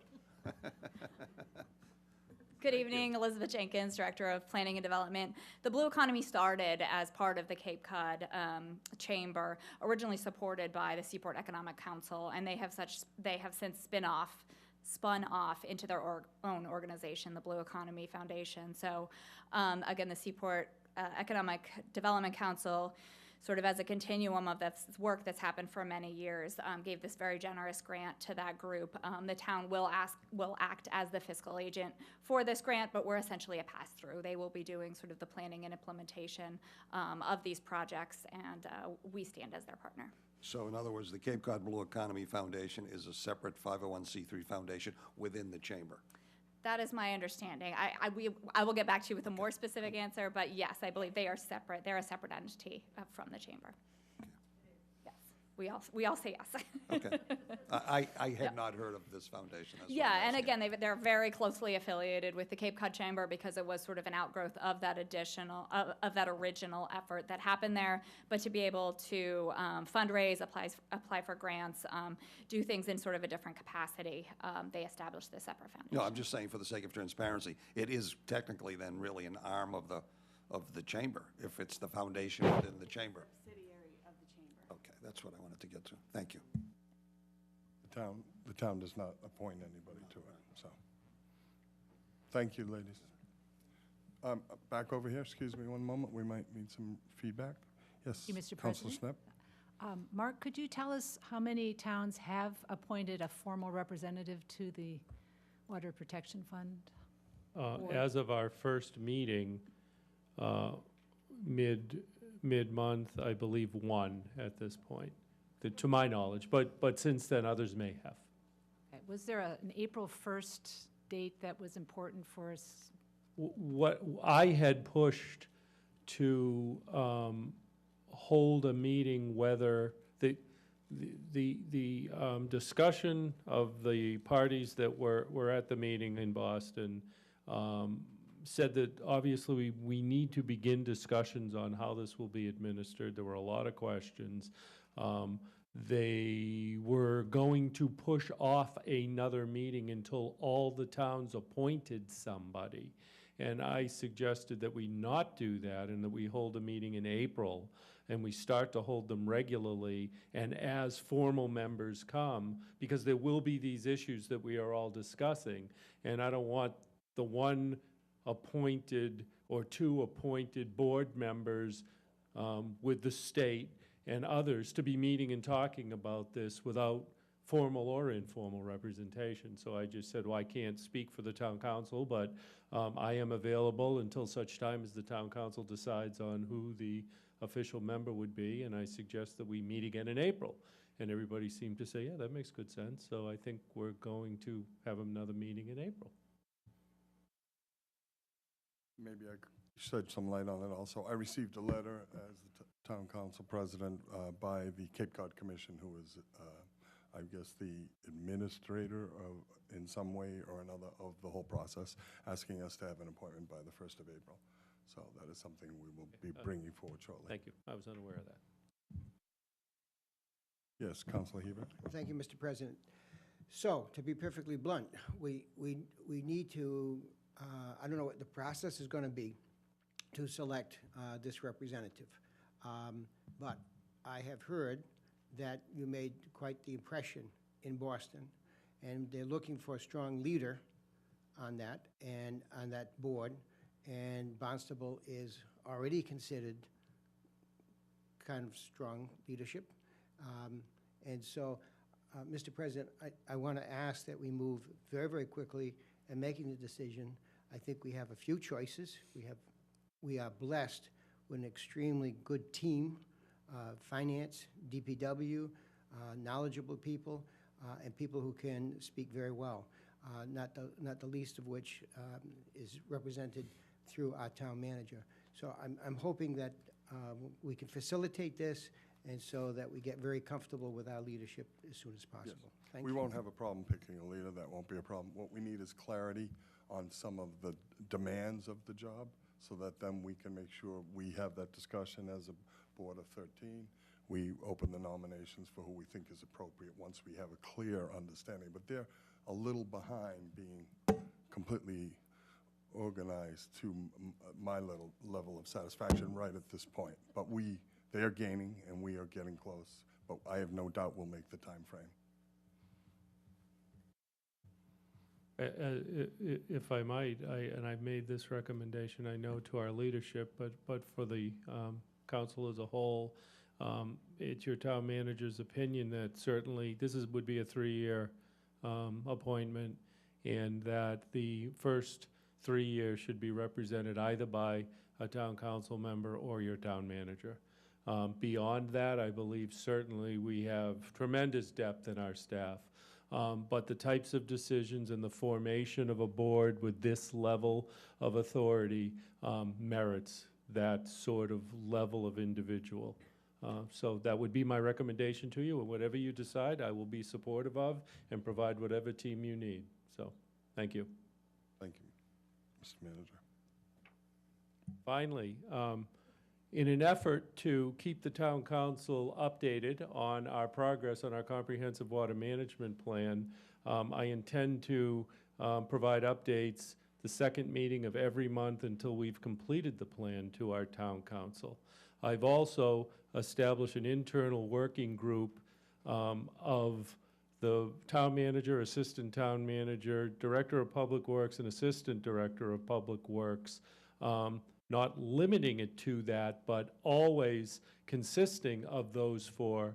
I've also asked our town council leadership, both president and vice president, through the president, to make that same commitment, and they have.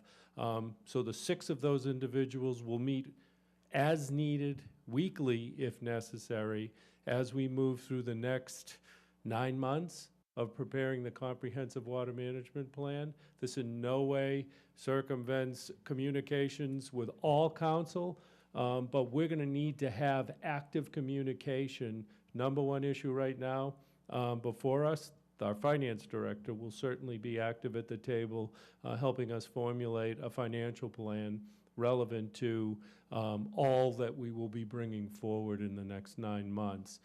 Without that sort of active working group, it's going to be difficult to answer the questions necessary to deliver an effective plan. I expect that it'll be broadened to the council much of the time, the public much of the time.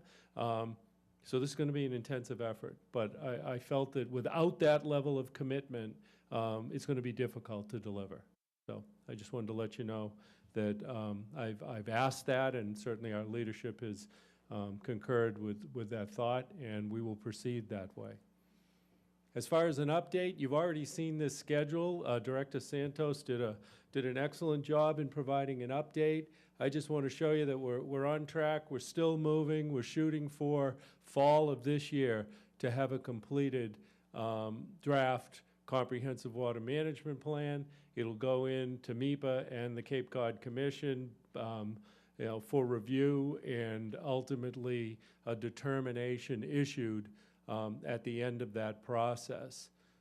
I wanted to step back for 1 minute, and I know you're having a busy agenda tonight, so I'll move through these slides quickly. I've given you copies of them, and I'm always available to sit down, even individually, and talk through this. But there's been a lot of questions by our counselors about what the rate at which we're moving forward with many of these efforts, and without a comprehensive water management plan, is this the best way to move on this? And I know that they would feel more comfortable once the next plan is in place and approved. We will as well. But again, I want to step back because it's not just council, it's the public, and it's the many people who have been interacting for many years with us that have asked, and when I talk through this with them, not only do they feel more comfortable, but they remember, what we've done for the last 30 years. So I'll jump back, not to the beginning of time, certainly, but 1990s. And I looked back at what we were doing with our last plan. And in the package that I've provided you, there is a plan. There is an approved plan. It was approved in 2007. It is still the valid plan. So we aren't without a plan. When we go in for SRF funds, we get SRF funds. Whether we can get 0%, but that was also a decision of our town council that they didn't want to move forward at the time with a growth neutral policy. So that's really what triggered us not being eligible for the 0%. We will revisit that as we move through this. Also, DEP's definition of that has changed, so it's very interesting as we get into those financial discussions. It may be looked at very differently. But back then, when we were doing the current plan that's in place, develop a better understanding of how the town's wastewater disposal interacts with its natural resources, develop a plan for providing wastewater facilities in an effort to resolve existing problems, including failed Title V systems, impact on drinking water supply, protection of natural resources, and accommodating residential and commercial growth. So many of the goals are exactly the same as what they are today. We've just refined them more. We've actually broadened them slightly. And we received that approval in 2007. That determination is in your package. I jump ahead. You've seen this many times. And this will be the last slide I'll show you as well. The brown areas are our water supplies, our zone 2s to our public water supplies.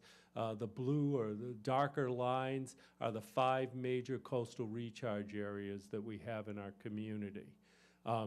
This is the existing Seward area in town, primarily in Hyannis, a little bit in Barnstable Village. So it is limited in the area that it serves.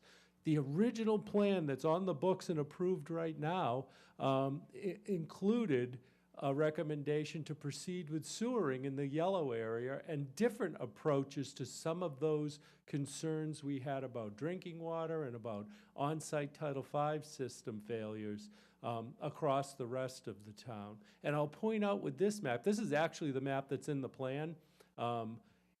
You can see, and it's interesting that back through the late 80s into the 90s, we, meaning myself, Lindsay Council, Dale Sod, Tom Cambereri from the commission, actually had a more basic nutrient loading model, and we were running the numbers on all 5 of those embayments, coming up with the same exact answers, though probably not specific, but they haven't deviated substantially. Southside has a major nutrient loading concern, but at the time, DEP wouldn't recognize that. They wouldn't recognize that modeling. So in a little bit of a effort to make our point, you can see we put the shaded area over 3 bays and said, hey, we should be addressing nutrient loading in this, but you're saying we're not ready for that, because at that time we were trying to create like a standardized modeling approach and some sort of sampling, like a sentinel station, so that we could determine the TMDLs and all of these embayments. And so it just wasn't ready. And this will be important when I get to the end.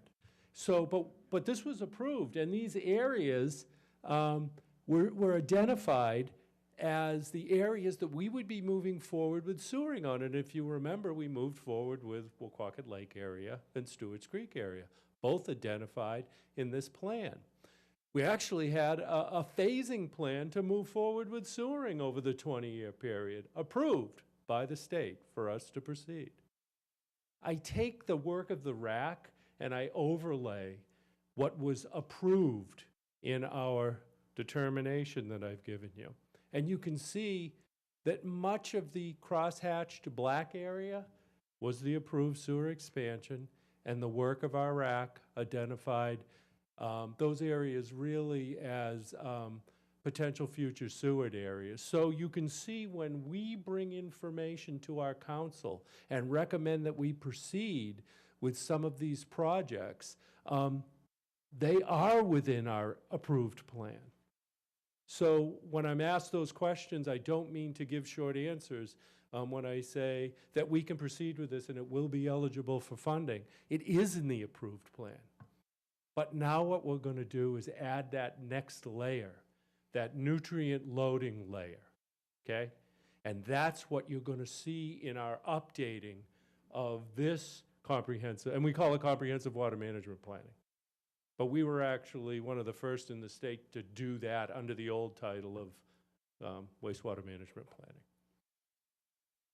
When you look at the specific projects that you've approved, the attics, the Finney's Lane, the Long Pond area, the sewer line running down to Colville's Beach, you can see those all fall in those approved areas.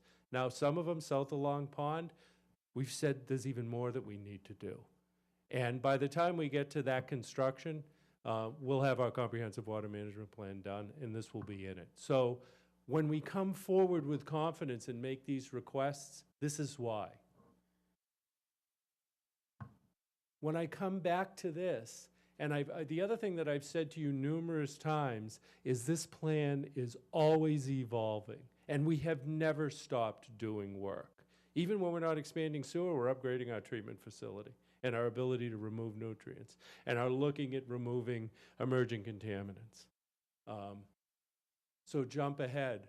As soon as we're done with this one, hopefully this year or early next year, I guarantee you the whole focus is going to shift to emerging contaminants and these brown areas that you see on that plan, and us updating this again and having these same discussions as we begin to work with the state to figure out, well, what are you going to require us to do within our zones of contribution to public water supply, not relevant to nutrient loading, but relevant to emerging contaminants. And after that, there'll be something else. So this never ends. I think you ask excellent questions, but I wanted to take the time to say it isn't random what we're coming forward to you with. It is based on fact, And as each of these layers gets added, it just gets more complicated for us to figure out how we're going to manage it. It's nice to have non-traditional options, though, now in the mix. We didn't have that in 2007. So I wanted to share that with you. We're progressing. The second meeting, every month until we're done, I will give you updates. Thank you. Any additional questions on the town manager communication? Yes, Mr. Vice President? Just a quick question. Mark, having served on the RAC committee, when we put that plan collectively together, we really weren't looking at some groundwater-related issues like PFAS. If, in fact, as you mentioned to us a while back, the state, through its own DEP, is considering lowering that standard come June 1st, if that happens, do we have a plan in place above and beyond what we've discussed already to deal with that? Because that's a problem that keeps me up at night sometimes, to think that if it goes down, a couple of more percentage points, then it's a critical issue. The challenge that we have, yes, we are working now with the existing systems that we have to understand if it drops from 0.07 to 0.02, how we can manage it through our systems. The challenge that we have is that the Hyannis system right now is being blended with water from Yarmouth, and that's an unknown. Because if that is above 0.02, then we're going to have a different challenge. That was my next question. Yep. If in fact the water we're blending at the Mary Dunn Wells, if it is above the 0.02, then that's the entire water supply for Hyannis, Hyannisport, West Hyannis, and you have summer approaching, and there's tourists, and I mean, It would be a challenge. Typically, when EPA adopts drinking water standards, they give 3 years for compliance. We are confident that we can bring forward solutions within that time. If they immediately put this upon the state of Massachusetts and us, that will be a different challenge. well, I'm sure we'll be ready for it. Yes, sir, we're preparing. The remedy we have, you're absolutely right, we're on top of that. We've already discussed what the remedy is, and the remedy is usually the purchase of a filter system. And you can bet it's gonna be like batteries with the hurricane. There's gonna be a run on these filters. So we are talking about understanding when the legislation comes out, preparing the appropriate articles so that we can perhaps purchase and be ready for it. We cannot go into the summer season with this kind of a threat, obviously. So leadership is on top of that, and we're grateful to Mark for his leadership. Any other questions? Yes, Councilor Rapkossetti.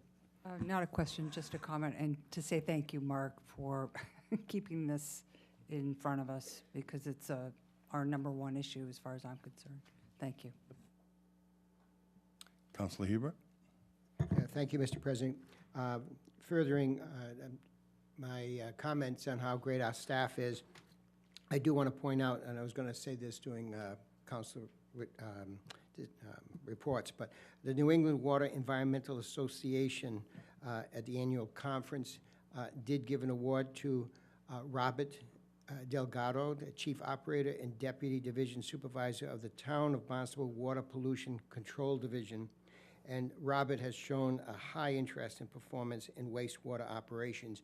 He's only been with us, I think, less than 2 years, and so he's been recognized for his work. But that's the kind of people that we have working in this town, so thank you very much. We're also quite happy to tell you that he has quite a stellar service before he got here, so we're very fortunate to get an employee like that. Absolutely. Thank you. Any further questions of our manager? Hearing none, I'm on to acting on the minutes of the day. I'd ask the Vice President to handle the minutes of February 7th, Yes, please. I would like to present for approval the minutes of February 7th, 2019, Town Council meeting. Do I have a second?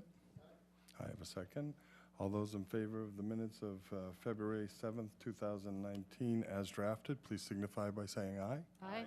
Any opposition? Any abstention? And Janet, please record that we are missing Councilor Cullum at this point. Thank you. I'm looking for communications. I'll start on this end. Yes. Councilor Levesque.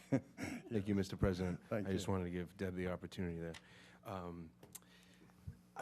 there's a construction project taking place in Marston's Mills on Route 149, and I just want to let people know that those businesses are open for business. And if you haven't frequented them before, they are definitely worth visiting. The cash market, obviously this gas station there, Sweet Repeats, Marston's Mills restaurant, the Mills Restaurant, great place to go. And if you've never been, now is a great opportunity to help them.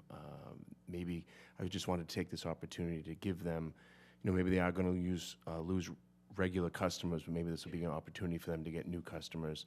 Also want to remember the salon at the Mills, the Plum Porch, fantastic gift store, and also Morning Glory Cafe. Unfortunately, the owner had to close business 3 times this week because they were digging right in front of his driveway. And again, these are year-round businesses. These aren't places that have high traffic like some other places here in Cape Cod, and or I should say in our town. And they need to be open and get business year-round. So if you can get down there and help Josh at Morning Glory Cafe, or even he does catering as well, you can call and get sandwiches and different things like that. This is a shameless plug for my precinct, so thank you very much. Going this way, yes, Councilor Cullen.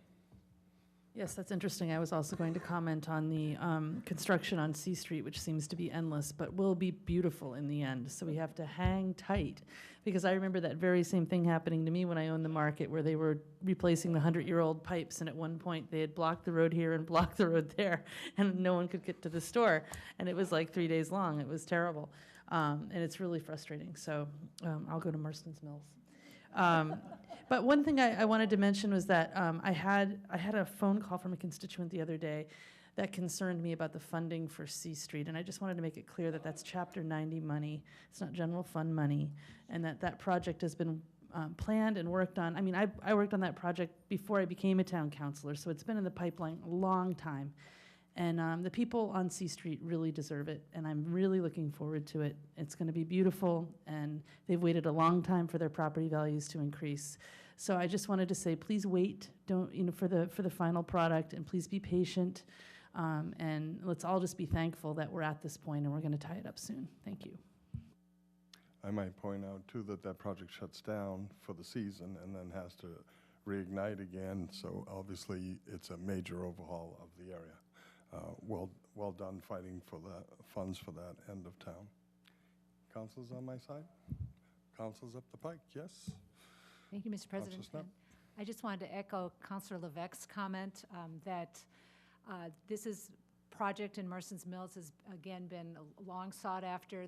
The businesses are excited for the end product, but they really do need our support during this period of time. But I also wanted to commend town staff for doing the best that they can to communicate with our businesses and our community.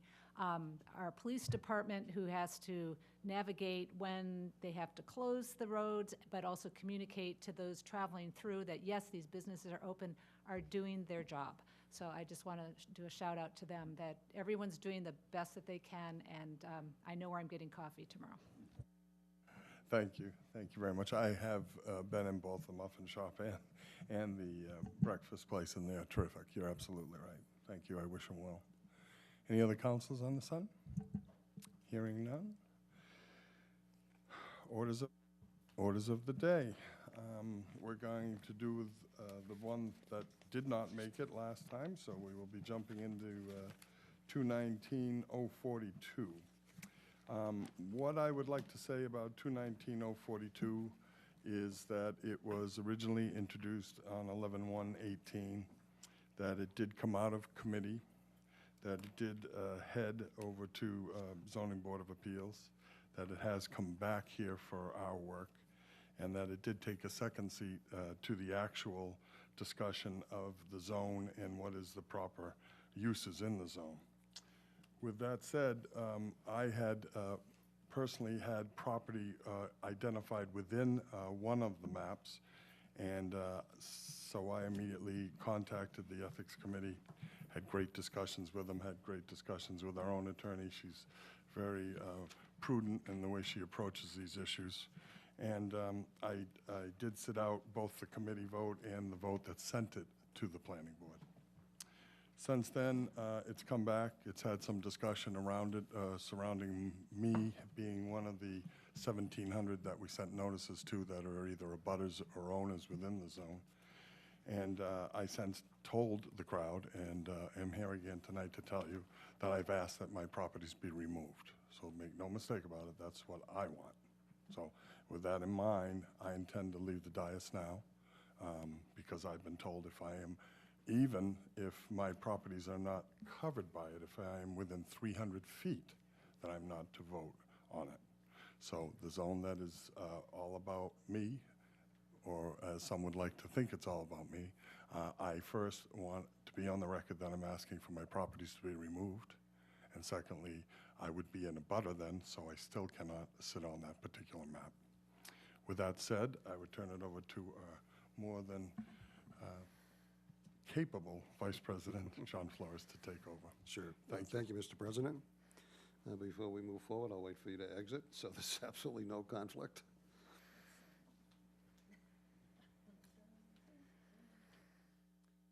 And regarding this article, I'm going to choose to exercise my own right to debate it. Therefore, in accordance with Town Council rules of February 06, there's rule number 4. I'm going to designate a presiding chair just for Article 2019-042. And the way this is done is in precinct order. I representing precinct 1. It would go to the next subsequent member of the council representing precinct 2. So I'm going to ask Eric Steinhill, past president, to preside over only 2019-042 so that I can exercise my right to debate and give opinion. Thank you, Mr. Vice President. Councilor Levesque, could you please read item 2019-042, please?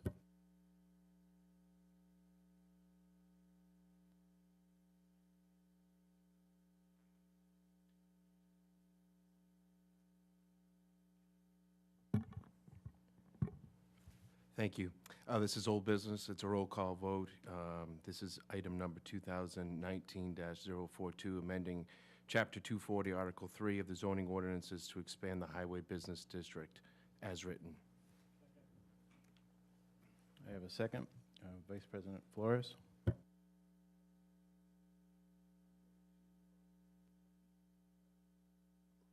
I'd like to move to amend item number 2019-042 to divide the item into 3 separate items based on the 3 maps that have been distributed so that there is no confusion and we're clear. This is item 2019-042A, Section 1, by amending Article 2, Section 6. The zoning map of the town of Barnstable, Massachusetts is hereby amended by expanding the highway business HB districts as shown on the maps entitled Proposed Amendment to the Town Zoning Map, expanding the highway business district in Centerville and Hyannis. Proposed amendment to the Centerville zoning map, expanding the highway business district in Centerville and Hyannis. And the proposed amendment to the Osterville zoning map, expanding the highway business district in Centerville and Hyannis, all dated October 26, 2018, as prepared by the Town of Barnstable GIS unit, and to include only the following parcels. Map 189 parcels 002-001, 003, 067, 058, 057, and 055.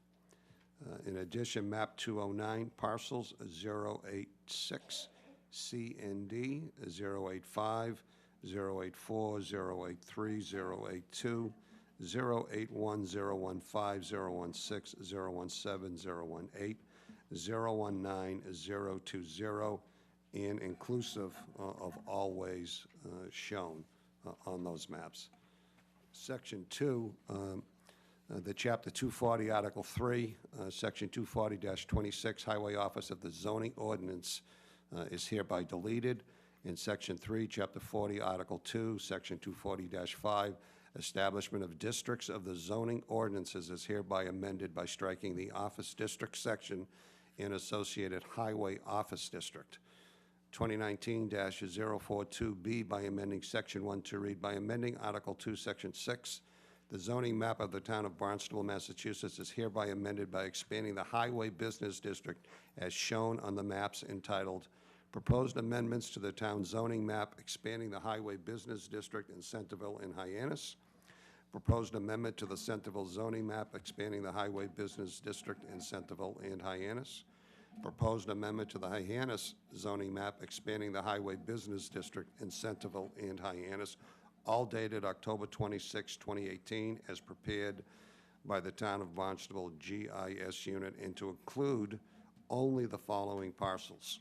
Map 229, parcel 101, map 250, parcels 049 and 009, map 249, parcels 063, 053-001, 053, 054, CND, 055, CND, map 250, parcels 007, 006, CND, 005, 004, 002-CND, 001, 029, 028.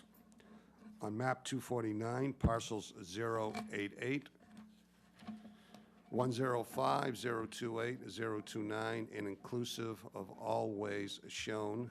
And finally, 2019-042C by amending Section 1 to read, by amending Article 2, Section 6, the zoning map of the town of Barnstable, Massachusetts is hereby amended by expanding the Highway Business District as shown on the maps entitled Proposed Amendments to the Town Zoning Map, expanding the Highway Business District in Centerville and Hyannis. Proposed amendment to the Hyannis zoning map, expanding the Highway Business District in Centerville and Hyannis, all dated October 26, 2018, as prepared by the Town of Barnstable GIS unit, and to include only the following parcels.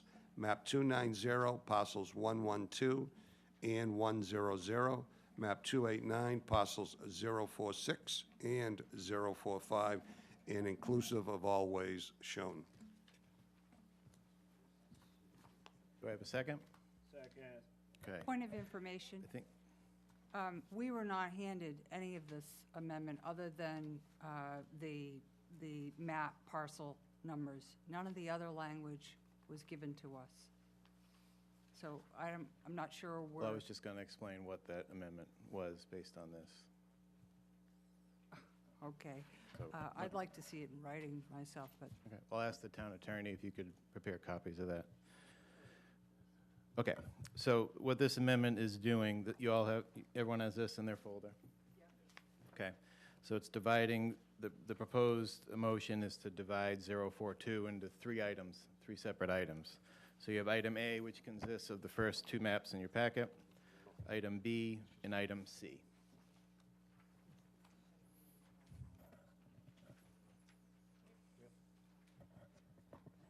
So we'll have copies of the actual language, but all it's doing is dividing 042 to three.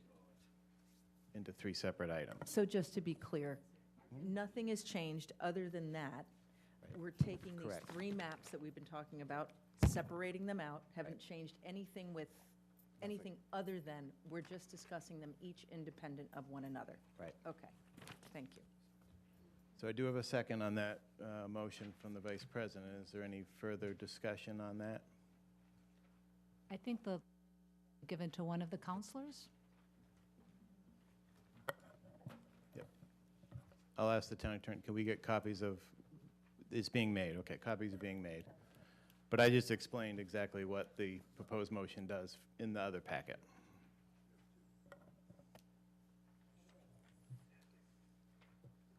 So we're waiting for the copies. Is there any other discussion on this? Any other questions?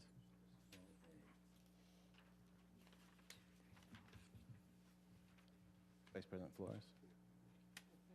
As There were four maps. presiding officer, Steinhebel suggested, what I just read basically took the map as a whole and divided it into the three maps that we have been discussing and debating. It has not debated or discussed any of the parcels that people might have an interest in. It's just that we're looking at the map as a whole as Section A, Section B, Section C, which are the maps that the public has received. And we did it that way for clarity so that it would be, although it might sound confusing, it's actually clarifying the situation so that everybody has the original information that we began to discuss a while back. It's basically allowing us to divide it into the 3 separate maps for debate and discussion tonight. Just trying to take smaller bites of a bigger apple into separate items. Point of information? Yep. Do we have these maps so up on the screen so people at home can see? That would probably be a big, I don't know if that's even possible, but just. Yep. You do? Oh, great, perfect. Yeah, Thank we you. will. When we get to, we still have to vote on the motion to Yeah. divide these into 3 items. Just wanted to make sure. Yep. Thank you. So the Yes, Councilor Snap. the references were to maps dated in October, and the maps that we have in front of us are dated February 6th. The ordinance refers to 4 maps, and now we're talking about 3 maps. I think, No, there's Parts 2 that- parts in 1 map. There's two maps in 1 item. Item A in your packet, and then you have item B and item C. That's the proposed motion, to divide 042 into those 3 items. Item A, which has 2 maps, item B has 1 map, and item C has 1 map. And this is based on the actual town zoning maps, not illustrative maps. These are the actual, refers back to, that's why you have to read each map and parcel when you have a proposed motion, because it's very specific to the town village zoning maps. lot to comprehend. It's a lot of verbiage, but just has to be read that way. So we're very specific on map and parcel. We're not changing anything. We haven't decided on anything. We're just separating into 3 parts. And the proposal is to take up these 3 items separately, and then we can go through if anyone has any amendments on map and parcels on each item. Councilor Hebert? Thank you.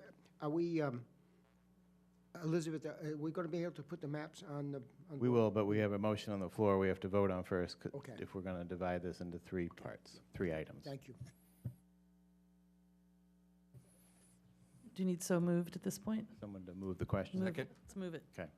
All those in favor of moving the question on the motion proposed by the Vice President? Yeah, I do. I raise hands. The new president does aye. All right, let's do it over. You want to do it the new way? Everyone comfortable with the new way? All those in favor say aye.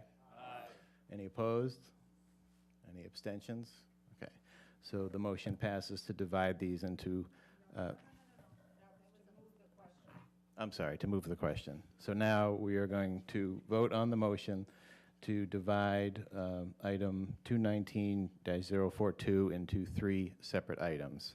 It would be 219-042A, 219-042B, and 219-042C. All those in favor of this motion as read, say aye. Aye.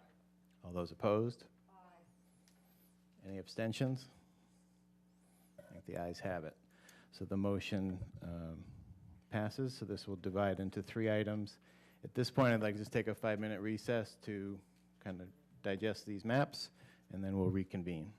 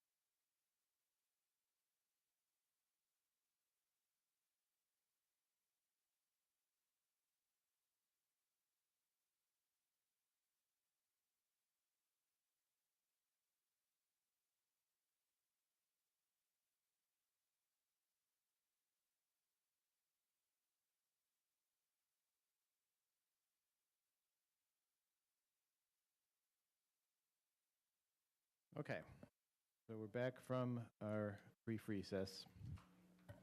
All the councilors have copies of the maps. I think that they're available on the floor as well.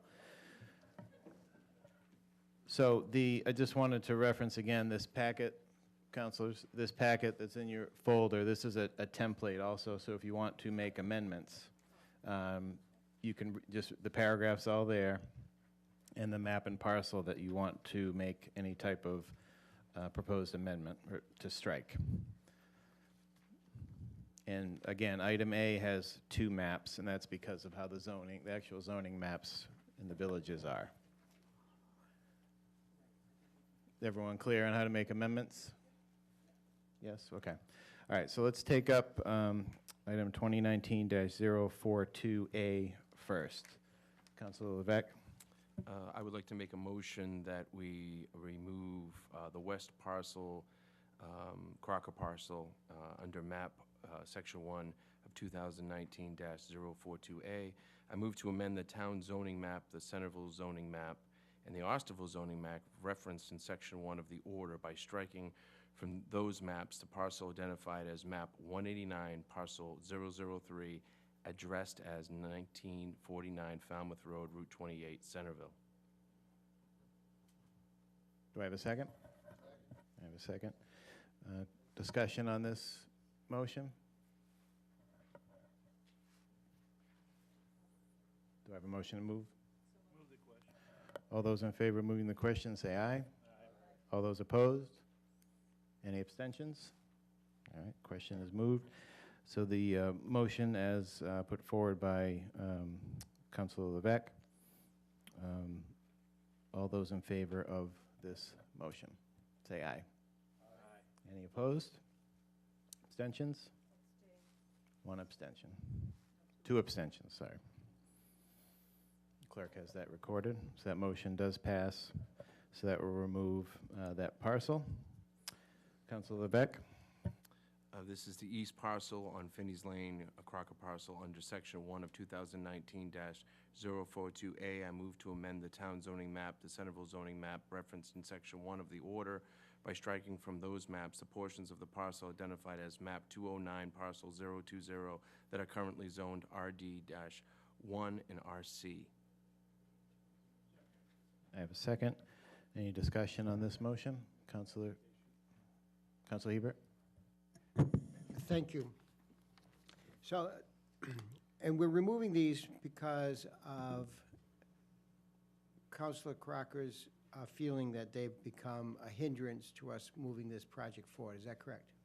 He's requested that they be removed, yes. Okay. So this is my problem with this, is that I understand his rationale, but I do want to make a point of this. Everybody sitting on this dais is here because we care about the town of Barnstable. Everybody on this dais is in themselves leaders and people with a vision for our town and our community. So I take an issue with the feeling that any counselor who inadvertently finds themselves in this kind of a position, and he did all the right things. So I'm not objecting to his taking these off, but he went through the ethics committee. He made sure that he had done all the right things. And so I'm concerned about a precedent going into the future. You ask people to come and serve on these committees and to be on the council and to work hard and diligently for the benefits of the town. So I just want to make a statement that I think that we have to be very careful about when we kind of slap the hand of people who are trying their very best to make this the best town it can. So my vote on this is simply a symbolic vote to say, I think the public needs to be very careful before they accuse any of the fine people on this council to doing self-serving. Thank you. Thank you, Councilor Hebert. Councilor Neary? Thank you, Mr. Councilor Steinhilder now. I concur with Councilor Hebert. One of the tenets, I think, of this whole process was additionally, to try to look at the way zoning works in the town and try to consolidate specific pieces on this map that fall under multiple zoning specifications. This particular lot falls under 3. And I think, again, part of the process was to try to streamline this whole thing. With that in mind, if it went to a vote, I would vote to approve this particular parcel for that, considering it exists under 3 separate zoning classifications. That's the point. Thank you. Any other councilors? Councilor Cullum? Well, I disagree. I think that it shows, I have a lot of pride for our president for taking his parcel out and understanding that it's a bad optic for the town. And it makes the town council look like there's a little bit of inside baseball going on. I think it was a really prudent thing to do. And I'm thankful that he did it, because now there's some hope for this zoning amendment, in my opinion, where if he hadn't done that and hadn't been open and honest to the point of spelling it out letter by letter to the people, because you have to remember that, we talk up here. They're the boss. They need to understand what's going on up here. So, I think it was the appropriate thing to do, and I'm thankful he did it, because now it has a chance. Thank you. Anyone else? Councilor Levesque? Oh, do you want to withdraw that, or Councilor Reposetti? Okay. I have a motion to move the question. I have a second. All those in favor of moving the question, say aye. Aye. All those opposed? 2 opposed. Any abstentions? Councilor Levesque and Councilor Hebert. Any abstentions? Right, to move the question, right. All right, so the question is moved. So this is the motion to remove map 209 parcel 020 as proposed by Councilor Levesque. All those in favor of this motion say aye. All those opposed? Aye. Let's do, you got 3? Any abstentions? 2 abstentions.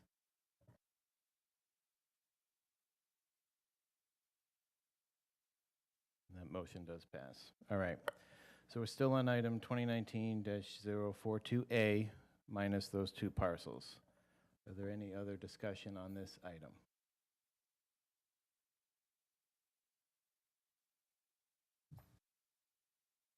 Councilor Beanbender. Just point of information, this is now opening up the discussion for this map, the entire map. Okay, I have Only on item A. yes, only Yep. on item A. And Yep, correct. that does consist of 2 maps. Correct. Yes. Yep. So I have a lot of things I'd like to just discuss here. I understand, in theory, what this committee was trying to put forth, and but I do want to say something to the process that there were 2 pieces to this. One was the as by right uses, and then there was the map. The as by right uses, that was an ongoing discussion for several months. And I was privy to probably 5 or 6 of those meetings. And that portion of the process took a great deal of time, a lot of thoughtful discussion, a lot of back and forth, compromises were made, and that's where we got to that proposed list of approved uses, which went from approximately 5 to now I think it's 27 or 29. The map, however, came in front of the committee the last day or the last meeting prior to when it was presented at Town Council. There was a very speedy discussion. There wasn't any background or context provided as to why these maps were decided the way they were, why they should be considered. There was no rationale as to how this was going to improve economic development, how we were going to mitigate traffic, or how we were going to entice businesses, or what the impacts were on residential communities. So I do have a fundamental problem with making a big decision like this that has very little to substantiate why it showed up in front of us to begin with. Now, that said, I have a number of sort of observations about it. So, traffic. Traffic is a concern. You know, let's say the maps all get approved. Let's say if they were to get approved, you will have increased traffic, and there are a number of traffic studies that are out there, and I will tell you, you know, for example, the map here on A to the west of Beechwood Cemetery, so that's where you see the two half circles, which are the residences, right? And it goes all the way down to the Masonic Lodge. The annual daily traffic there during the regular time of year, so, you know, this time of year, for example, is almost 24,000, right? In the summer, it goes to just a little over 31,000. Then if you go to the actual intersection of the Old Stage and 28, you're up at around 33,000. Accidents there in 2018, there were, in that section, about 69. 2017, about 80. And so you get the idea. So we have a high accident area. We have very high traffic in that area. It's very narrow. So I'm concerned about traffic on this map and all of the other maps. Infrastructure. There's no, we haven't had a discussion about if we're going to expand this map, what's the infrastructure that we have in place, and how are we going to prioritize infrastructure? So, you know, we don't have sewer in this section yet. And I don't, you know, I hear about new growth dollars, and I've heard that, well, you know, if you open it up to businesses, they will come and they will pay for the sewers. I have a really hard time believing that. I mean, you're looking at relatively small parcels. I mean, if you look at the map west of Beechwood, that sort of sliver there, those are not huge parcels. The parcels that are available for development, they're half an acre, 1.5 acres. You know, the folks that are developing those lots are not putting millions of dollars into wastewater treatment or, you know, pipes. Then the other part that I really struggle with is the local comprehensive plan. So if you go to the local comprehensive plan, so this is the general portion of the plan. It has a reference to Route 28 in Hyannis, Centerville, HB districts. And I'm just taking one section of this paragraph. Full development of these districts may exacerbate existing traffic management and community character issues. Then there's another section, sorry, it's hard to get to the pages, that is a general reference to commercial and industrial development. And it says the town must look for ways to direct some of the growth potential away from the villages and highway corridors where infrastructure is not available or growth is not welcomed, and into the downtown Hyannis area where infrastructure can be provided efficiently and economically. And then there's a piece that, well, no, that's the next map, sorry, so I won't go there. So essentially, you know, and there was a comment made, Felicia Penn made a comment about the preservation of neighborhoods, which is also mentioned in the local comprehensive plan. So all of that from the local comprehensive plan that was done, and we've all agreed that it's time to revisit it. It's from 2010, but the current plan that's in place does not support this expansion or this development. And if we do these kinds of things, then I wonder, why do we even put together a local comprehensive plan? So if we are going to start expanding our, you know, our economic, what we perceive to be economic opportunities in these areas, I want the local comprehensive plan to support it, and I want the larger strategic plan for the town to support it. So there are some sort of fundamental foundation pieces that are missing for me. And then in addition, with A, you know, one of the problems I have on this map, and I have it with the other maps too, is the impact on residential neighborhoods. There are portions of the map, you know, on this map and other parts of the map that we'll discuss in a bit, that I can understand, I can see the sort of wisdom of sort of firming up the zoning for sections of it, but not where it impacts residential neighborhoods. I just think we have to do a lot more due diligence and exploration of those areas and the impacts on those areas before we start changing zoning. And I really do think that it is the job of our planning and growth department to help guide us as to what is the sensible place to do these things based on the studies that we already have in place, or economic studies that we want to do of a region for what it looks like to build out. So I just have a lot of fundamental issues with this. So on map A, for example, not to totally throw the baby out with the bathwater, on map A, I'm fine with taking the HO portions of this map and making them HB. They essentially function as HB anyway, with the businesses that are there. That makes sense to me. But I do not support the inclusion of the map west of Beechwood Cemetery. So I would, I can make would you like me to suggest an amendment now, or at your pleasure? Okay. You can't because you've spoken, so another council needs to go first, but just for clarification quickly, the only way to amend this is you have to strike a particular parcel. Yep, you can't I will. Just group. Yep, I have that. Just letting you know. Yep. And they're letting everyone know. Yep. So thanks. So those are sort of my, those are sort of broad thoughts that actually, apply to all of the maps, but very specifically to this one. That's where I'm coming from. So I can't support the majority of what is being suggested here. And I would also remind everyone that the planning board did vote unanimously not to go forward with these maps. So, thank you. Any other councilors? Councilor Hebert? Thank you, Councilor.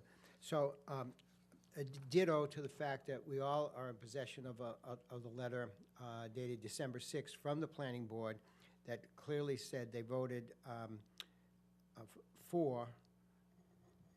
in favor of the motion was duly made and seconded to provide a negative recommendation to the proposal to expand the Highway Business District.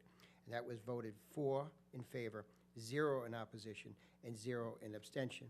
So there's our planning board.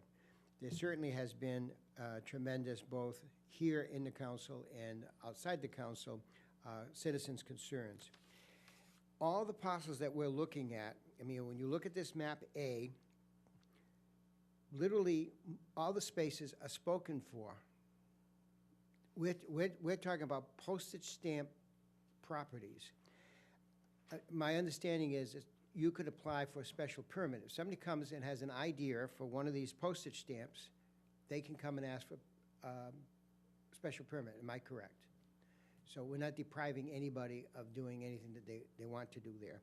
Citizens have spoken very, very well in behalf of us not moving too quickly on this.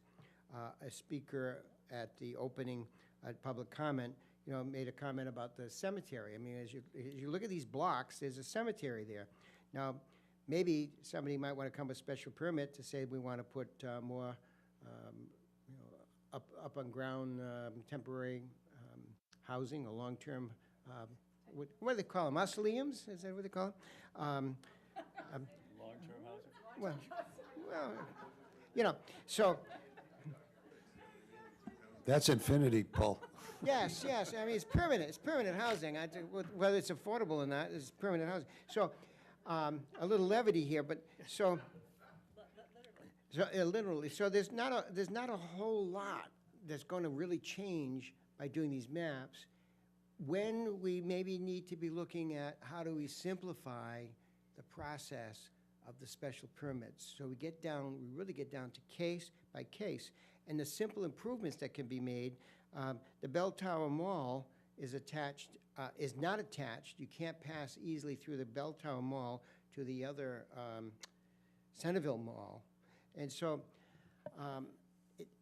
we're really kind of beating something up that to me is maybe unnecessary. This does not put down the tremendous work of the committee that worked on this and all the effort that went in. I'm not putting that down at all. I'm just kind of saying that, is it necessary that we frustrate our system and our good citizens and our planning department by saying, you know, who's listening? Thank you. Anyone else? Councilor Schnapp? Thank you, Councilor Steinhilber. I'd like to echo the comments of my fellow councilors that I think there's been a lot of concerns raised, and I believe that it's premature to be considering these zoning expansions. We have a lot of conversation right now about our wastewater infrastructure. You just heard from our town manager that we're going to be receiving monthly updates to that plan. I don't see the need for rushing into these zoning map amendments this evening. Councilor Rapcasetti? Thank you, Mr. President. I did not support the trifurcation of this item, and simply because, like I did not support 2019-032, which was the expansion of the principal permitted uses. I'll be joining the planning board in their unanimous vote against this expansion. Simply put, lack of infrastructure, traffic, pedestrian safeguards, can't handle what currently exists. So coupled with the recent and significant change to the highway business zoning that passed on December 20th, and that was 032, which allowed for those uses other than medical offices and banks without drive-throughs. It now allows a litany of uses by right, requiring little to no public input. Coupled with a proposal to lift the estuary overlay protection within 500 feet either side of Route 28 that's before the Board of Health right now, I think this is misguided and very premature. And the expansion in the name of new growth dollars shouldn't be considered, absolutely, until completion and adoption and implementation of our comprehensive wastewater management plan. There is no sewer in this area. This area now could have movie theaters, health club, multiple family dwellings by right. That's what this council, except for myself, voted to allow without any kind of appearance before Zoning Board of Appeals. And we've got this area now expanding into our residential areas. And we've listened to the folks that are abutting this proposed expansion. I cannot support this expansion. And as far as Councilor Hubert's comment, commending the committee, this committee didn't work on this expansion. The committee worked for months on changing the uses and allowing the uses. It worked for barely an hour on this. This came from the now president of the council, who served as president of the zoning committee, or chair of the zoning committee. It came through him. So I have concerns about the genesis of this, and I can't support it, and I urge my counselors not to. Councilor Levesque? Fortunately, I disagree with Councilor Rapcasetti. Right from the get-go, this properties in the map was part of the discussion. To say that it wasn't part of the discussion at all is false, completely false. The HO district was talked about in detail. The Honda dealership properties that we'll talk about in Part B were included in there was a lot of work that was put in. To say that an hour was put in is complete falsehood. And that, I understand the planning board, and we support the planning board. I appreciate the planning board's time. But to say that, that went through committee unanimously. That went through committee unanimously. If it needed to be discussed more, it should have been discussed more. But to say that that work wasn't put through is an insult to the other people on that committee, and I'm one of those people.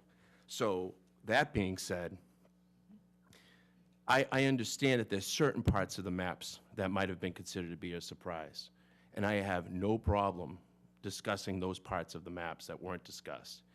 And I understand that the Jim Crocker name is a hot-button issue on this proposed map. I personally have asked the hard questions. I personally challenged in that committee certain conditions that I wanted to see met from being on the zoning board for 3 years. So I just don't appreciate the fact that there's stones being thrown his way. I think that he during that vote to pass this map, he recused himself.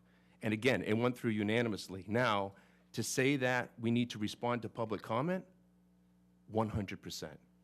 I appreciate all of you, and I think I've discussed that with all of you. So that is important to discuss. And some of my perception has been swayed by that, which it should be. But a lot of work went into this.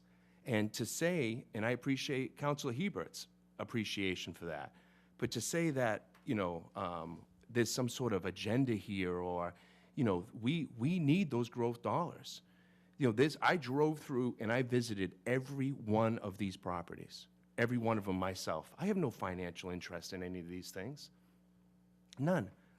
And I drove to every one of those things, and to say that we can have a health club there, it's already there. All these places that we're talking about here is already some sort of 40B housing. It's a type of business. It's a commercial. It's a heavy used area. We're just trying to include what might be able to belong in that area. There's nothing underhanded going on. It's just, it already is being used for those uses. So again, what I was talking about earlier, it's like, and again, yes, I'm a father of 4 children, so I look at it as from a parenting point of view, and this is where I struggle the most, even as a parent. How much permission do I give my kids? If I don't give them enough permission, and I make it, of course, my oldest probably feels the most, right? That's how it works. I hold that tight. What happens is he finds out it's better to say you're sorry than ask permission. And some of these properties are saying sorry instead of asking permission, because it costs money to get an architectural plan, to go before the zoning board, to get litigation. So I'm looking at that side of the things, where if we give them that freedom, is it possible that they will do the right thing? Now, I understand there's people in this room that have more experience in that than I do.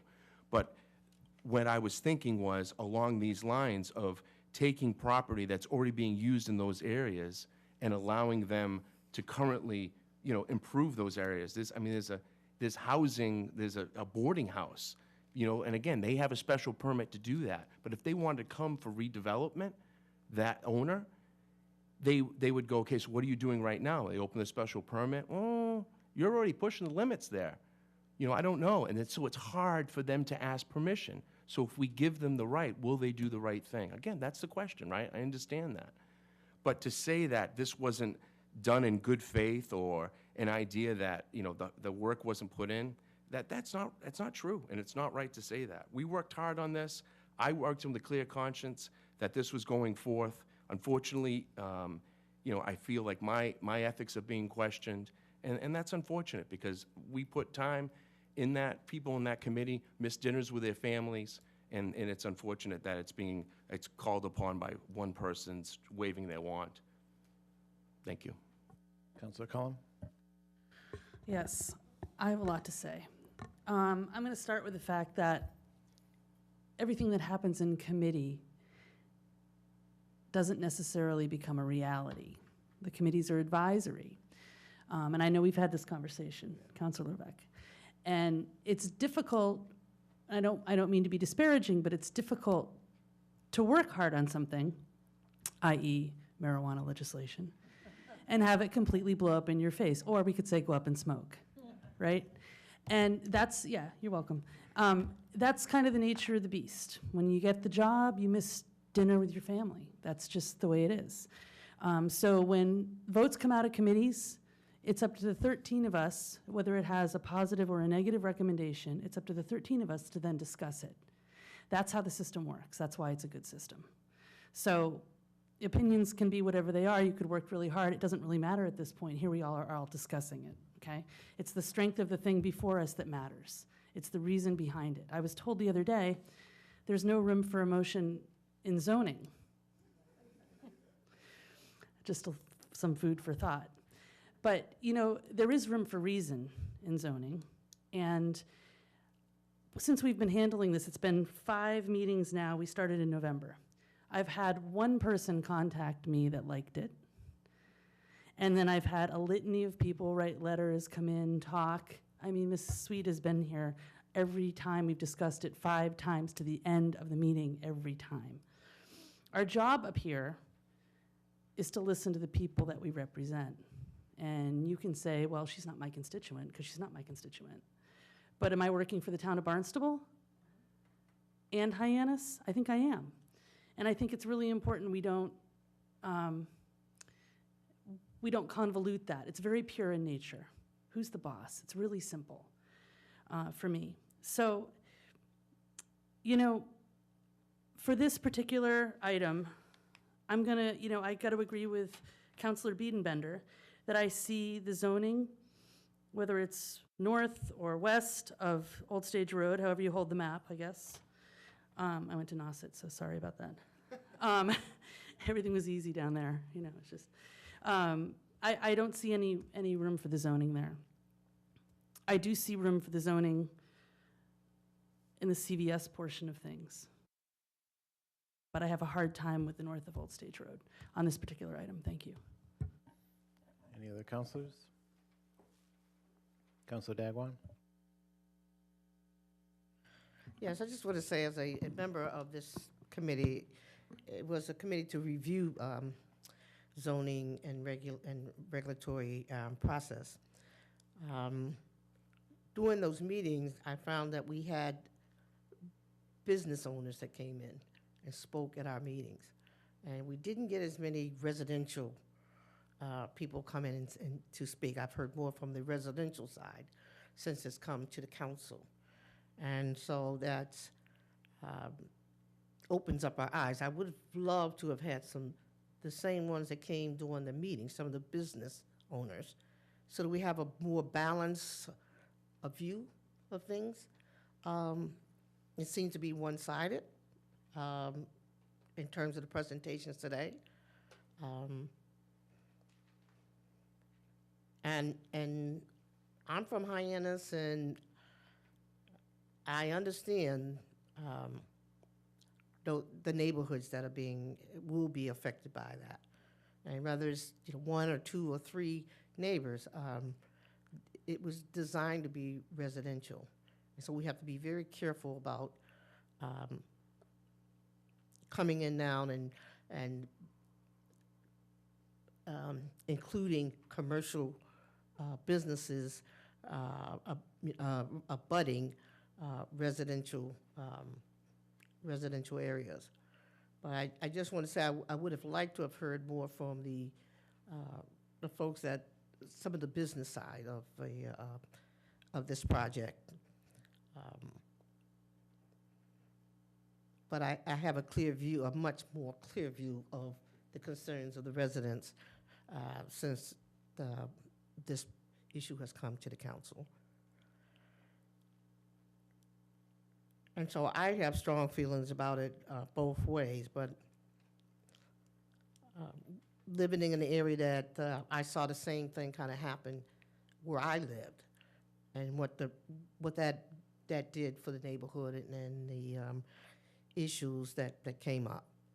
And so I side with the residential residents who are going to be affected by this. Thank you for that. And you bring up a good point that at the committee level there were some other voices that came in there. And we should also remember as a council we had a joint public hearing back in December, and at that public hearing, there was a lot more pro and con. You had business owners in here, public hearing was closed, so that's another reason why you don't have constant stream of people coming in, because we had that public hearing. But just remembering all sides that were spoken back then. Councilor Neary? Thank you. This obviously is another contentious subject that is going on. I tend to be more of a pragmatist, I think. I look at all of these zoning changes with, I think, an open mind as to, I hope, leaning towards residents' wills regarding their own properties. But it is about property ownership, ultimately. And when I look at these maps, and I walk down the street and target, for lack of a better word, each one of these properties, it just comes to my mind and saying, why don't we call it what it is? Why does our zoning not call what is actually physically there operating something that it isn't? When you look at the individual maps, I know we're only talking about map A currently. Map A has 18 parcels on it, okay? If we include everything on it, other than the two that have just been struck. So 16 are left. Two properties are single-family or would be deemed single-family residential. And I'm open to looking at any of these things if there was something to be amended. But to me, it's call it what it is. Call it what it is, and zone it appropriately for the location. When you look at the principal permitted uses that we ground to death, ask yourself the question, why not? Look at that property and say, why not? A lot of the conversation, we had a great conversation, Ms. Riley and Ms. Hannon, I thought went wonderful. And it's about when you look at that property and you say, okay, well, I don't want a senior living house here, for whatever reason, it's irrelevant. The property's too small. Or how about this single-family dwelling that would be kind of nice if it turned into a multifamily or two-family? But yet, the zoning the way it currently sits requires you to go through hoops to get it done. Call it what it is. Call the properties what they are. There are certainly areas of these maps that fall close to residential areas, and hey, this is not a winner-take-all. This is something trying to come up with a solution that makes sense going forward. I understand the infrastructure. Conversations we had, it was great conversations, was, okay, what if the business changed? Or what if the particular use changed? Great question. Will that add additional vehicle traffic? Will it or won't it? And you can go through the mental gymnastics on all of these properties, and ultimately, it's not significant. Chances are it's not significant. Sure, there's a possibility that somebody comes in and buys up 10 of these parcels and does something with it, but every one of those steps requires additional oversight by different areas of the town. So I just think that we should call it what it is. Look at the individual parcels. If there's an issue with it, if there's an amendment to be made, my ears are open, but it's common sense, and I think this is just something we should move forward with. Just pick the parcels, move forward. The idea was to try to take multiple zone parcels and make them into a zone. The idea was to try to create boundary lines for business or boundary lines for these particular uses that made sense in the areas, and to try to do that in lack of a better word, a concentrated way, and not have it all split up. Be nice to know from a planning and from a process of the employees of the town, when they look at this area, they go, oh, I know what goes there. Instead of, hold on, wait a second. Is that HO or HB, or is it residential? Oh, give me a minute. I'll see if I can find out for you. And a lot of these properties fall into that. It's my comments on it. Any other councilors? Councilor Beatonbender?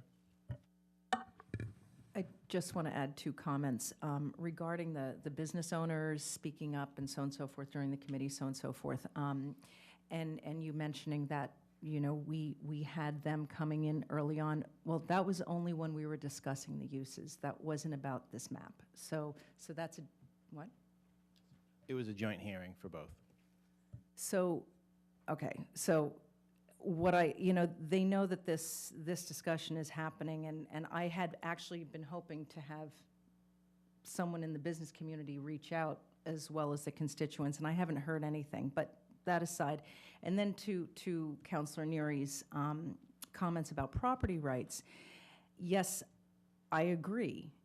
And that applies to residential property rights as well. So when we make zoning changes, we have to think of those residents and the impact that it's going to have on them. And there are sections of these maps that aren't going to have an impact on residential communities, but there are a lot of parts of the maps that do. And so I think we do a disservice to this community if we only think of one certain type of property owner's rights. Okay. Anyone else have any general comments, or are we moving on to amendments? Councilor Cullum? Just a point of information, can you please tell us which counselors sat on the committee? It was Councilor Dagwan, Councilor Levesque, Councilor Neary, Councilor Rapp-Grassetti, Councilor Schnepp, and Councilor Crocker. Right? Councilor Rapp-Grassetti? I just want to clarify one thing that was misstated by Councilor Levesque, who served on the committee. That was not a unanimous vote for the expansion. Councilor Dagwan opposed it, and Councilor Schnepp abstained. So it was not a positive vote. She was there. Anyway. It may not, you said it wasn't a positive vote. It was a positive vote. Perhaps the vote was positive. The recommendation was positive. Okay. All right. We're kind of flying the plane around here. Let's try to land it. Does anyone have any actual amendments here? Councilor Hebert? It's not like we don't, what we decide does not influence what's going on there. I arrived in Barnstable in 1981. And by that time, the Centerville Shopping Center was already there, and I guess Bell Tower Mall was shortly thereafter. But in any event, apparently they had the original people who wanted to develop that, wanted to do something more like a little bit like Mashpee Commons, smaller buildings, make a little village. And apparently, all I understood is at the time it was wildly rejected by somebody, or they said it was against our zoning or against our planning. And we ended up with what basically looks like strip mall. I don't know if that's, I'm not trying to be negative or anything. But so when we do make these decisions, we do affect what's going to go in those areas. So I just wanted to point that out. Thank you. Anyone else? Councilor Tinsley. Thank you. I don't know who, I think it was Councilor Cullum who said there's no room for emotion in zoning. I like that, thank you. Maybe I take, I don't know, my vision of this or my thoughts of this are a little longer term. After sitting up here for 11 years, I've seen a few of these comes through that have really got people fired up, really excited or very upset. I remember as a newer counselor, Stewart's Creek, having to move to the high school because there were so many people talking about it. And a majority of people spoke in opposition to us putting sewer through Stewart's Creek. It was, to this day, that's still one of the hardest decisions, one of the hardest votes I ever had to make, because I knew I was impacting people's pocketbook. I was impacting them financially, and it could impact them for years to come. So that was very difficult, but you had to sit back and look, okay, what is the future of this area? What is the future of Barnstable and the Cape? And not to be too deep, but that was the point of that vote. I can remember on West Main Street where there used to be a cleaner, there's Barnstable Brewing there now, and when they wanted to go in there, we had quite a few people here that were really against a brewery going in there. That's just the worst thing that's ever gonna happen to West Main Street. There's gonna be parties and drunken stuff going on in trucks. They're a really wonderful neighbor in that neighborhood now. They improved the parking in the area, and they're a great business to have there. Will this impact traffic? Possibly. If we voted yes tonight unanimously, there's not going to be 1,000 more cars at that intersection tomorrow morning. It's not going to happen. If someone tomorrow put in there that wanted to take one of these small, I think someone said postage stamp parcels, and start a business there, it's going to take months, possibly years for that to happen. I've seen it go on many, many, many, many times. So when I look at this setback, my very first thought when I saw this was, this isn't that big of a deal. But then obviously it became one, so I did more studying. Like many counselors here, drove and walked through these properties. And yes, everybody, when we come to property rights, the property rights of our constituents and the people who live here are number one. Very close behind it, though, when I don't know if someone said, and if I'm misspeaking, please forgive me, that new growth dollars aren't important, but they are very important to the lifeblood of us, our community, and our schools. So again, I don't mean to misquote anyone up here, but I also have to look at that and what's going to happen in the future here. And as far as sending everything to Main Street and Hyannis, if we're talking traffic, good Lord in heaven. Have you ever walked on Main Street in the summer? I don't drive down there. Luckily, I live close enough that I can walk. But I see and hear South Street, Main Street, North Street all the time, and I have for 26 years. So I'm trying to take a longer range view of this vote. And I've gone back and forth. I've spoke to others. I have had business people reach out to me, as well as constituents. And actually, one of them was surprised when I told them I was in favor of this. While I thought a couple changes might be made, this does have my support for many reasons. But again, it's not an easy vote. Please don't ever think any of us up here just, oh yeah, that's good. All right, let's move on. Vote yes. That's not how it works. Everybody has a very good, solid reason, and I've said it before, I'll say it again, and before I'm done up here, I'll probably say it one or two more times, that I always believe each counselor up here is doing what they feel is the very best for the town of Barnstable and for everyone sitting out there. So no matter how the vote goes, please don't think that that is not the case. Thank you. Any other counselors? Counselor Bienbender? A comment, and then I'd like to offer up to, oh, never mind, I can't do both. No, you can't do both. I'd like to offer up two amendments. My first amendment, 2019-042A, is to amend the map to strike the expansion west of Old Stage Road in Centerville. Well, you have to actually, on this template here, Yeah, I got it. read it exactly as it is. It was done by legal. And then. So is this. And then the parcel, map and parcel. Has to be done map and parcel. I am going to do that. I've Okay. got it right here. Well, this is what was developed for us to read. I moved to, under section, I moved to amend. All right. We just want to make sure we're doing it for legal purposes, that's all. It's very precise. Okay, but legal did this for me.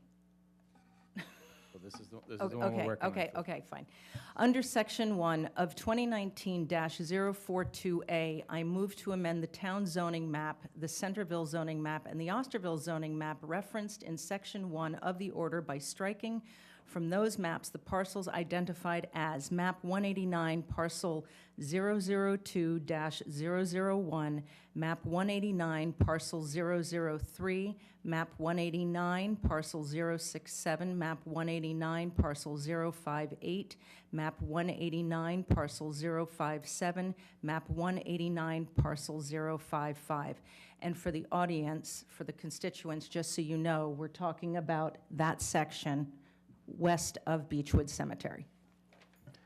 And to clarify, map 189 parcel 003 has already been removed. Okay, yep. Second.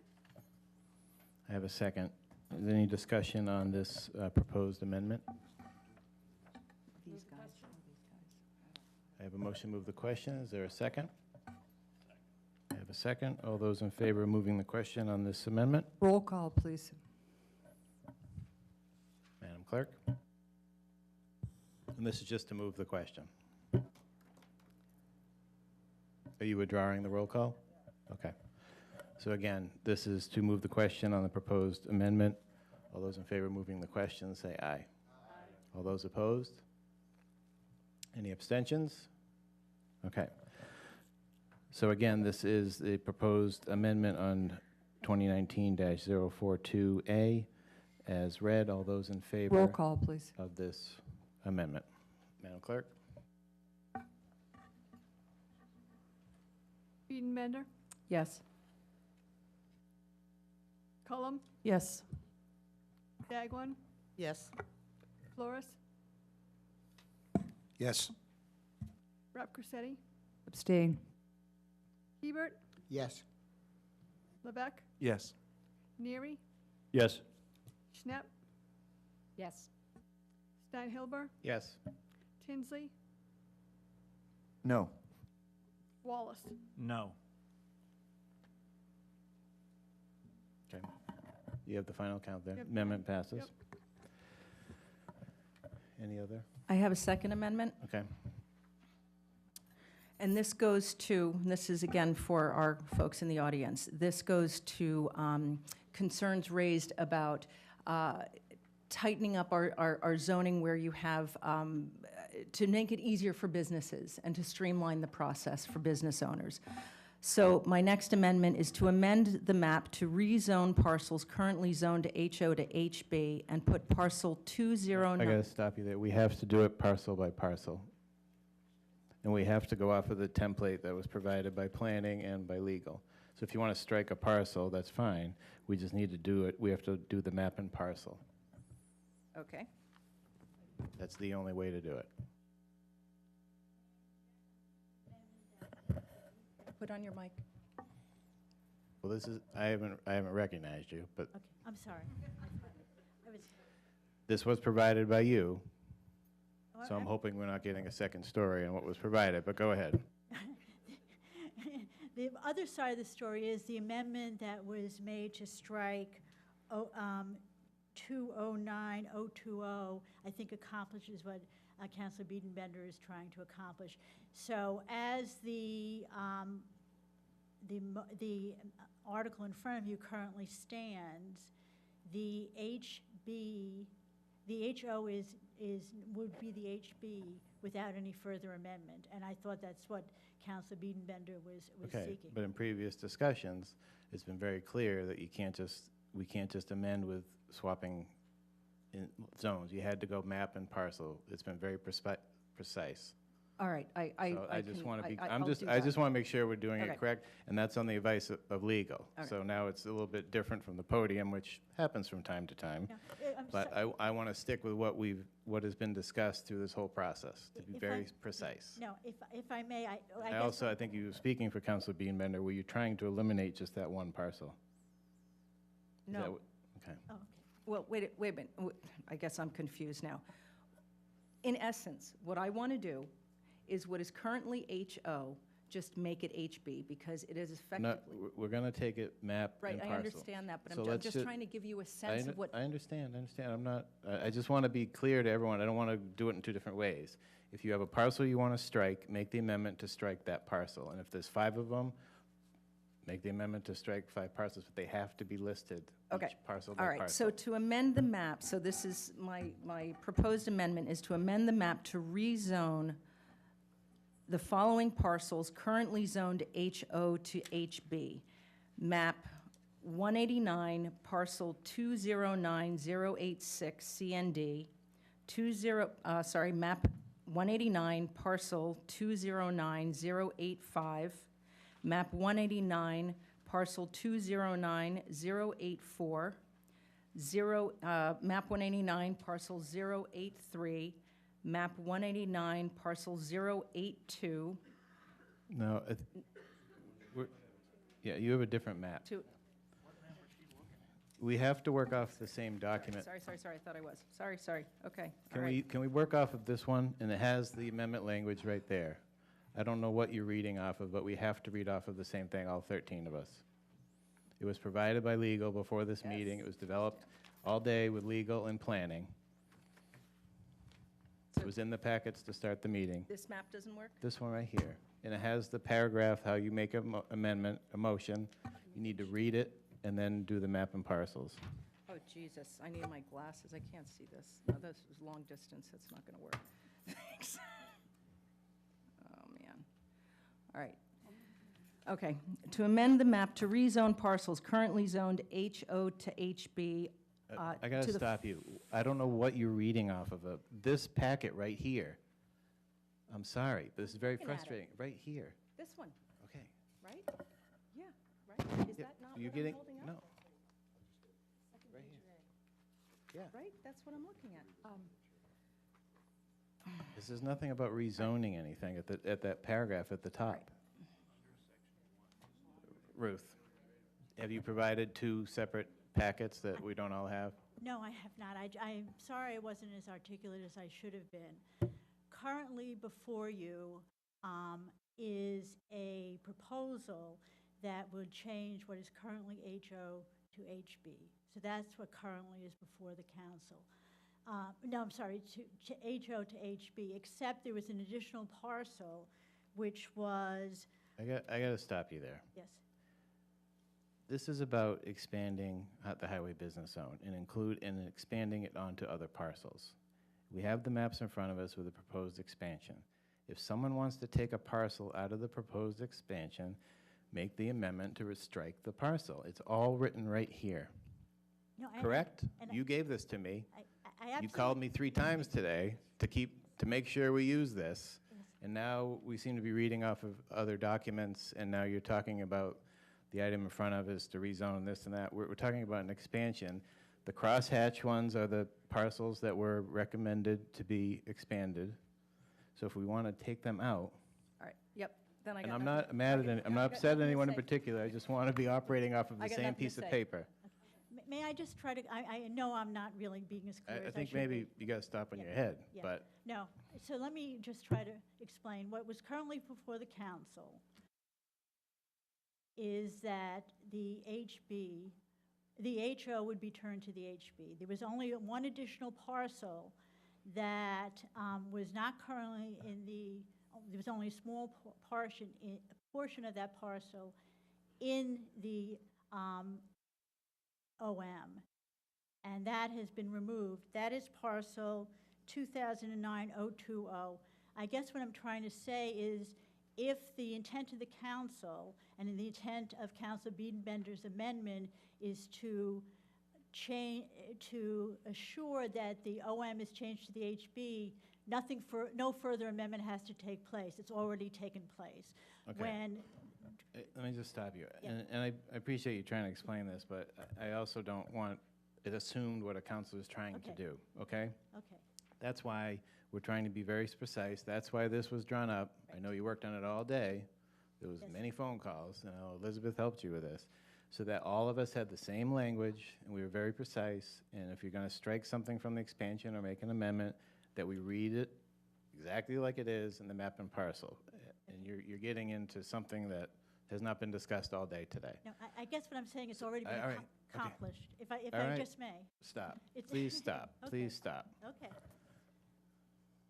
Councilor Biedenbender, do you have another parcel which you would like to make an amendment to remove from this map? Okay. Anyone else have any amendments? Move the question. I have a second to move the question. All those in favor of moving the question on item 2019-042A? I'll say aye. Aye. Aye. Aye. All those opposed? Any abstentions? Okay, so we're moving the question. So this is item 2019-042A as amended. And it's a roll call vote, 2/3. Can you read the amendment? Can you read what is it that we're exactly voting on? We have eliminated the first page, where this is, Councilor Hebert, under item A, okay, on the first page, we've eliminated all of those parcels from the expansion.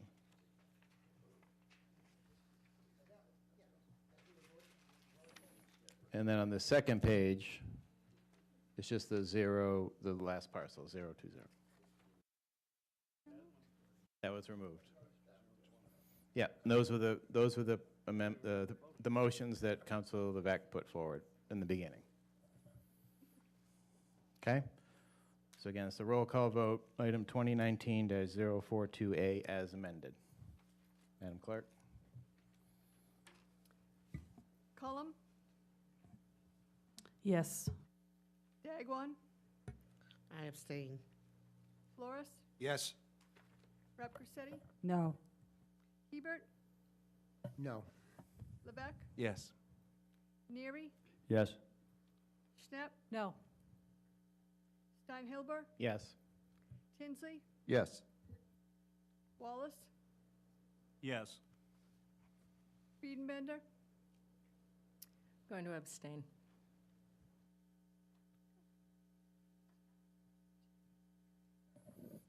What's the final count, Madam Clerk? Got 7 for, 2 abstentions, and 3 noes. Okay. I have no idea.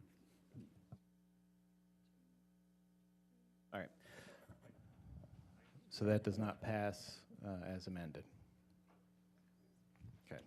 We're going to move on to item 2019-042B. Is there any discussion on this item?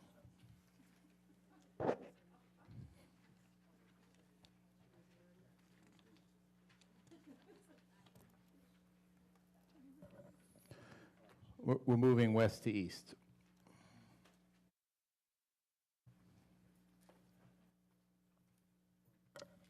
Mr. Chairman, could I make a state of? Yes, Mr. President. After speaking with ethics, they told me if I was not in a butter to a parcel, that, to a map, that I could participate in the map discussion. This map is already been trifurcated. It will be discussed on its own, so I'm returning to the dais to vote on it. Thank you. Thank you. Again, we're on item 2019-042B. Is there any council discussion on this item?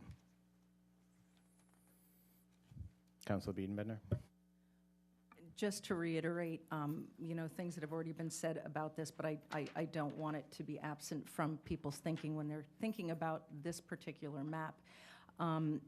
In particular, this triangle where, begins with Rockland Trust and goes to Strawberry Hill, right? So it's the Main Street, West Main Street 28 split to Strawberry Hill Road. There is a lot of residential property in there. It is also a very tight corridor. There is not the infrastructure to support build out there. It may down the road be something that's appropriate to do, but at this point in time, and I think the local residents have made it extremely clear that this is not something that is wanted, and I have not heard a good rationale as to why these parcels should be included in the HB district. So I will not I will make an amendment to remove that from the map. Any other councilors?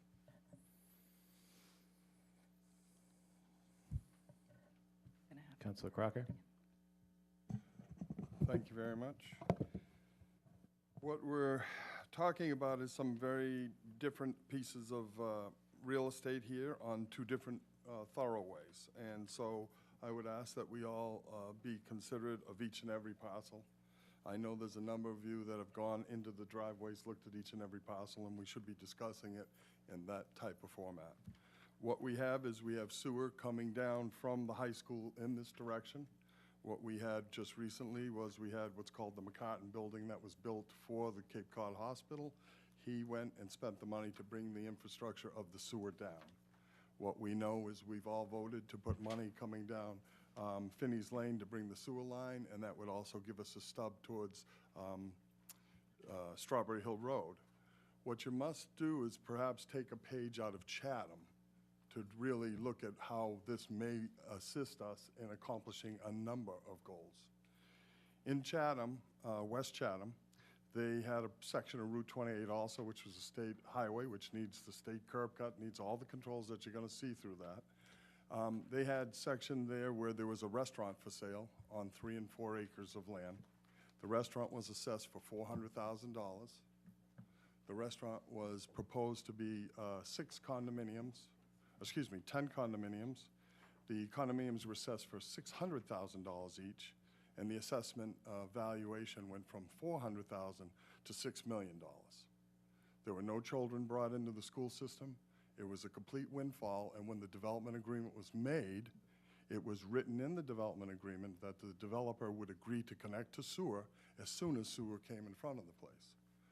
When you have infrastructure like that, when you have people in front of you trying to cut a deal for the development, you'll have the opportunity to insist that anytime the utility comes in front of them, they'll have to pay to make the connections. What that gave them was a great deal of funding, and they did, in fact, put all of the sewer in. It did allow the developer to design a septic system which was prepared to bring, and had great forethought in it, was prepared to bring the sewer line to the street where the sewer was going to be.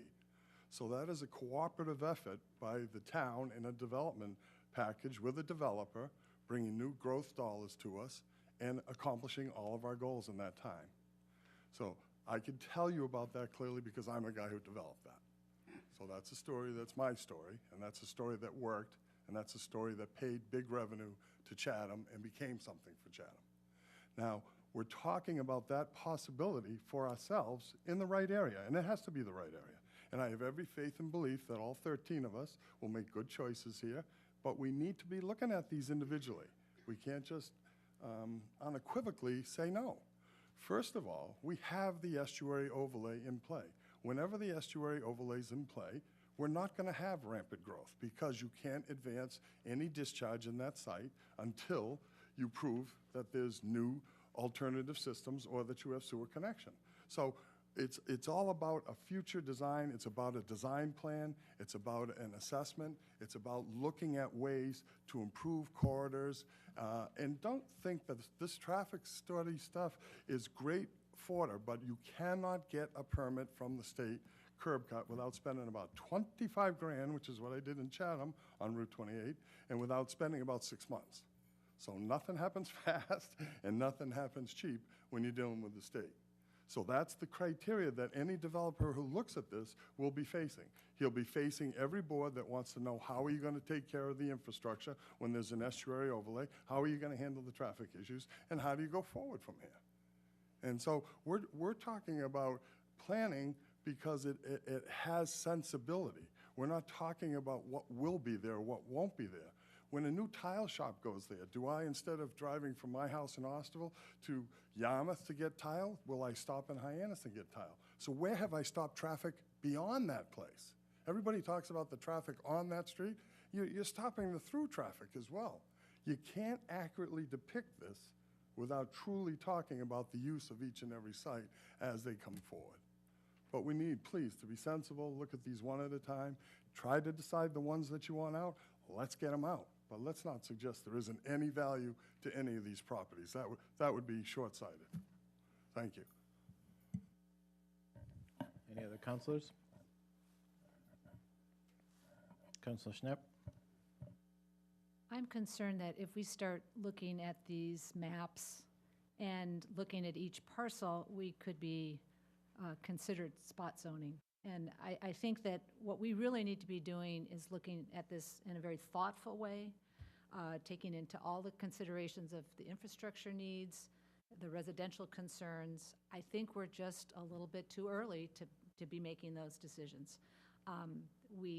The process we had at that committee was long, and there was a lot of discussion to change those uses to make them by right. It made a lot of sense to try to streamline that process, but the whole idea of expanding the map was a very, very short process. And I just think it needs to be part of a bigger planning effort, that we would be short-sighted to approve these maps as is. Any other counselors? Councilor Crocker? I'd ask us all to take a look at the map that's in front of us. The golden areas are what's already highway business. The strict areas is what we're proposing. If you want to talk about spot zoning, tell me why it jumps from Lambert's to CVS.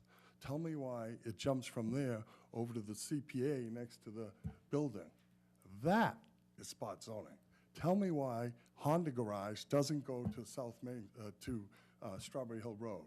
That is spot zoning. Tell me why the other piece of offices across from Honda doesn't get covered by this. That is spot zoning. If we're going to talk about spot zoning, talk about what the color would look like if we made this uniform. We would create the zone. We would create the zone. When you look at some of them that are in hash marks, ask yourself what they are. Do you really think that 40B next to the CPA is ever going to change in our lifetime? I don't, but don't you think it's not wrong for that zone to be gold? You know, we're talking about some things. Mr. Childs, an excellent, excellent vendor in Hyannis, electric company, had a real good system going, had a big electric company, now it's all about alarms. He's got other users in there. He's going to go home someday and clip coupons. He's going to have 4 or 5 users in the building that his business paid for. And why is that? Because he hopefully will be in highway business. Mr. Childs is in favor of having the highway business there, not the spot zoning that he's currently living with.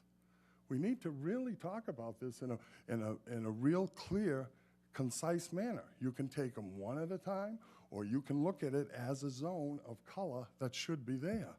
When you look at your lowest picture, when you're starting to see Hyannis Honda and it starts to go towards the high school, see the stream of gold? That's a zone. See this patchwork we're talking about? We're trying to create the zones.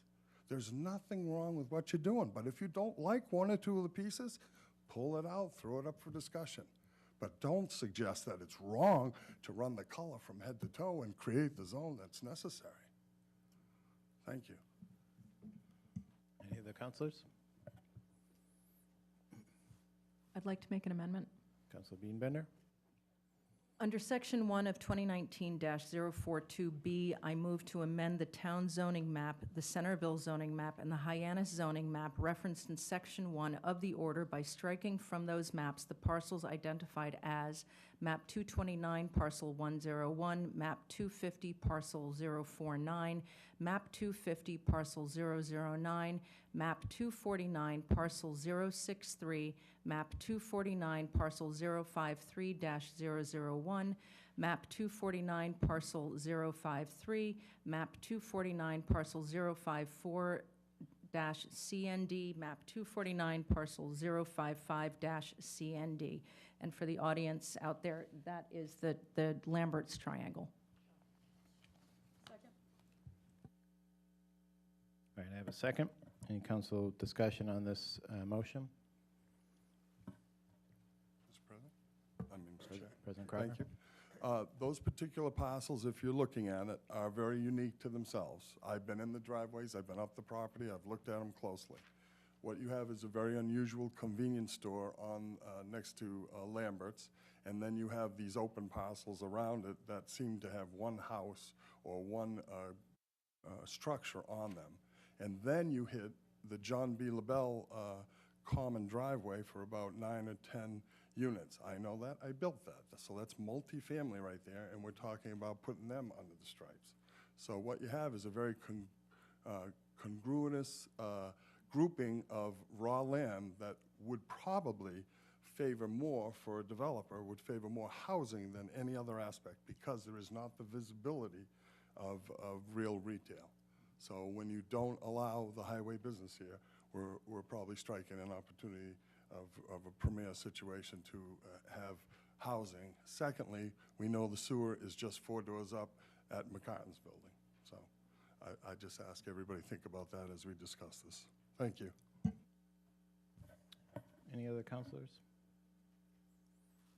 Councilor Neary. Again, it's back to the same thing, call it what it is. These properties down here, bear with me, my eyes, I'm old now, 2490, I think it's 54 CND, and I can't read the other one, right next to it, to the right of it.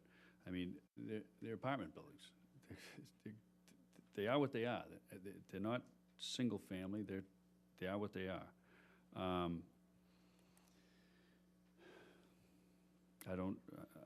I just don't know why that they would be removed from that that part of it. Any other counselors? Counselor Levesque?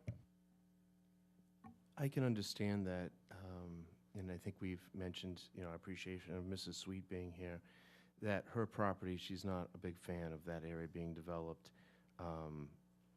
because of this reason, and, because of her reasons that she stated.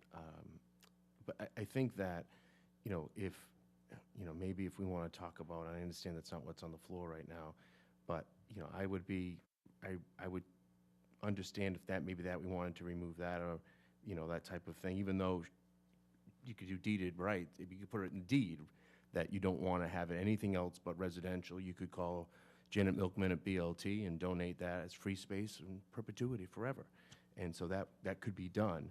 So that's not an obstacle that's not insurmountable.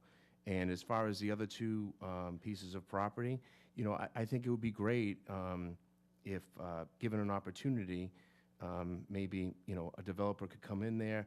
Those two houses, I guarantee you there's a septic system that probably, I don't know for a fact, but those old houses, those old septic systems, if there's an opportunity to get some, again, more housing that we desperately need, and again, no one exactly knows. There's no permits, there's no shovels in the ground, but again, it gives opportunity, not necessarily for growth as far as business, but growth just in general of better development, less blight, and just property improvement that we can increase tax dollars. Any other counselors? Counselor Cullum? Yes. So, yes, all that. But the fact is, Ms. Sweet has been here every single meeting saying she doesn't want that for her property. Don't talk to me, I'm talking to you. The fact is she's spoken out boldly against it every single time. So assuming that you know better or more than her about what she wants for her property, whether it's in her lifetime or after her lifetime, is just kind of overreach, quite frankly. I picture that sort of development around Fresh Holes. Let's sewer there. That's intense housing, that's the density we need, that's all of it. But this is a neighborhood. I look at this and I see my neighborhood. I see Oak Neck Road, I see C Street, I see Highland, I see houses that are run down, houses that will be repurchased, I see houses, I see families, I see little neighborhoods, and I can't abide that. I'm sorry, I just can't abide it. Counselor Crocker? I think the important thing to suggest is we have 1, 2, 3, 4, 5, 6, 7, 8. We have 8 amendments here to remove all 8. So that wipes out the whole triangle. So if there's anything in your heart or in your mind that says, let's not pass the 8, but let's come back, we can revisit 2 of them or 3 of them. Just because an amendment fails doesn't mean that we can't enter a new amendment to take out the Sweet property or whatever is appropriate. But right now, what we're looking at is a complete takeaway of all 8 properties. And I'm not sure, looking at each and every one, that I believe that that's a sensible approach. I'm not saying that Mrs. Sweet shouldn't be pulled out if you want to pull her up, but I don't know why 8 of them have to be removed for this purpose, but that's just me. Let me ask a question. What does Mrs. Sweet's neighbor look like? What does her property look like if we leave her there? To me, it looks like Willie Loman. It looks like she's the last woman standing, in a neighborhood that used to exist. No, she's a director. Hold on. We got to stick on the motion that's been put on the floor. We're getting into kind of other things. So, Councilor Crocker, President Crocker pointed out there's 8 parcels that there's been a motion made to eliminate them. So let's stick the discussion on that. If you want to come back with another amendment, we'll see how this goes. No, I think you have a motion in a second, right? Yeah, I already had a motion in a second. Now we're on discussion of this motion. Councilor Rappacetti. All right, I have a second. Move the question. All those in favor of moving the question on this proposed amendment, say aye. All those opposed? Any abstentions? Okay. So the vote now is on the proposed amendment by Councilor Biedenbender to remove these 8 parcels as read. Roll call, please.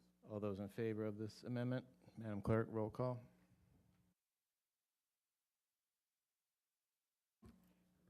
Dagwan, Yes. Flores, No. Rapcorsetti, Abstain.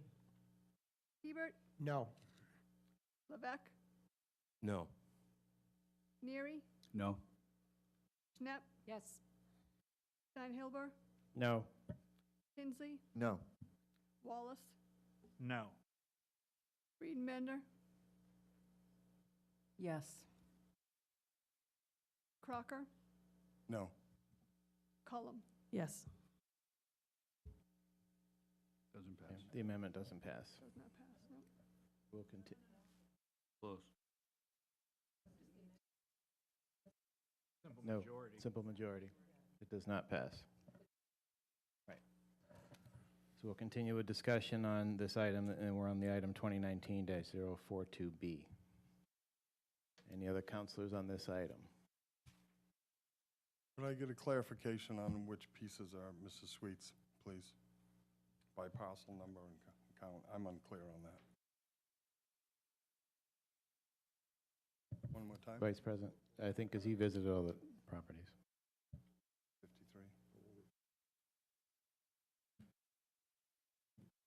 Mr. President, I'd make a motion to remove from Section 1 of the 2019-040 Z42B, I move to amend the town map, the Centerville zoning map, the Hyannis zoning map, referenced in Section 1 of the order by striking from the map the parcels identified as map 249, parcel 053001, map 249, parcel 053. I have a second. Discussion on this proposed amendment? Councilor Biedenbender? My issue with this proposed amendment is that I understand what President Crocker is trying is suggesting, and it's mimicked by Councilor Levesque and Councilor Neary. The issue is not about Ms. Sweet's actual property. I mean, her property can be zoned HB, and she chooses to just keep it a house. I mean, that's not the issue. The issue is her surrounding neighborhood. The issue is that triangle goes HB, she loses her neighborhood. That is the issue. It's not about her parcel, it's about what's going on around her parcel. And that's why I can't support that. Councilor Crocker? Mr. President, I've been in the real estate business for 30 years. I've been a developer all those years, and there has never once been zoning as a single reason for a development. Never once. Zoning is only one of the cards that are necessary to promote economic growth. You may find out that what you want to build is not acceptable to the zoning board, to whatever board you're going through. You may find that the state won't give you a curb cut. You may find that your bank won't fund you, that your deal doesn't make sense. So for us to suggest that by putting these zones here, that this place is on fire, that is so much hyperbole that I can't stand it, to be quite frank. What we have is a sensible approach to zoning. What I heard is several people tell me they're concerned for Mrs. Sweet. I am offering to vote to take Mrs. Sweet's piece out. If you don't want to take Mrs. Sweet's piece out, don't vote for it. That's all. That's what this is going to be the rest of the night. Voting for something or not voting for something. And we're going to have roll calls because I'm going to ask for a roll call on all of it. So let's go. Let's get it done. Thank you. Councilor Rapcorsetti? All right, I have a second. All those in favor of moving the question on the proposed amendment, say aye. Aye. All those opposed? Any abstentions? All right, so we will move on the proposed amendment to eliminate the 2 parcels as read. All those in favor of this amendment? Aye. You roll call. I'm sorry, I did call He for said- roll he call. said roll call. Sorry, roll call on all of it. Madam Clerk? Flores, Yes. Rapcorsetti, Hebert, Yes. Levesque? Yes. Neary? Yes. Knapp? No. Steinhilber? Yes. Tinsley? Yes. Wallace? Yes. Friedenbender? No. Crocker? Yes. Cullum? No. Dagwan? No.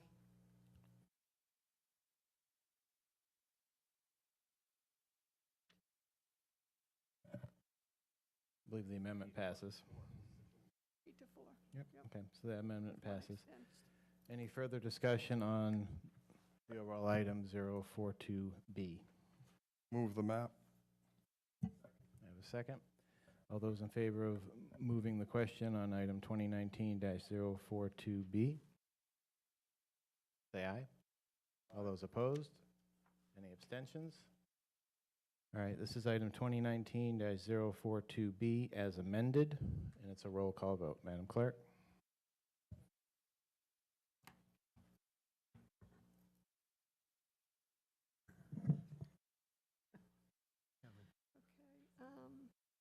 Rep. Corsetti?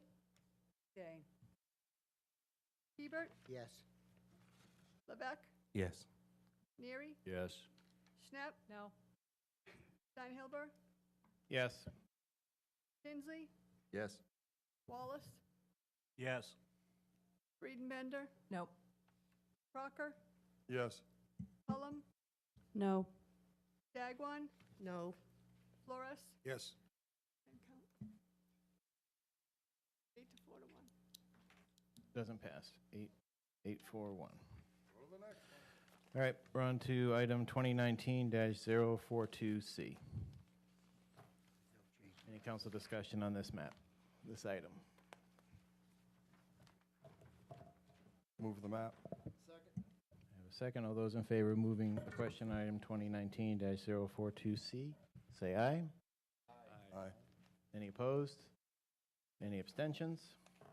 All right, this is item 2019-042C, and this is a roll call vote. All those, Madam Clerk? Hebert? Yes. Levesque? Yes. Neary? Yes. Schnapp? Abstain? Steinhilber? Yes. Tinsley? Yes. Wallace? Yes. Friedenbender? Nope. Crocker? Yes. Cullum? No. Dagwan? No. Flores? Yes. Rep. Corsetti? No.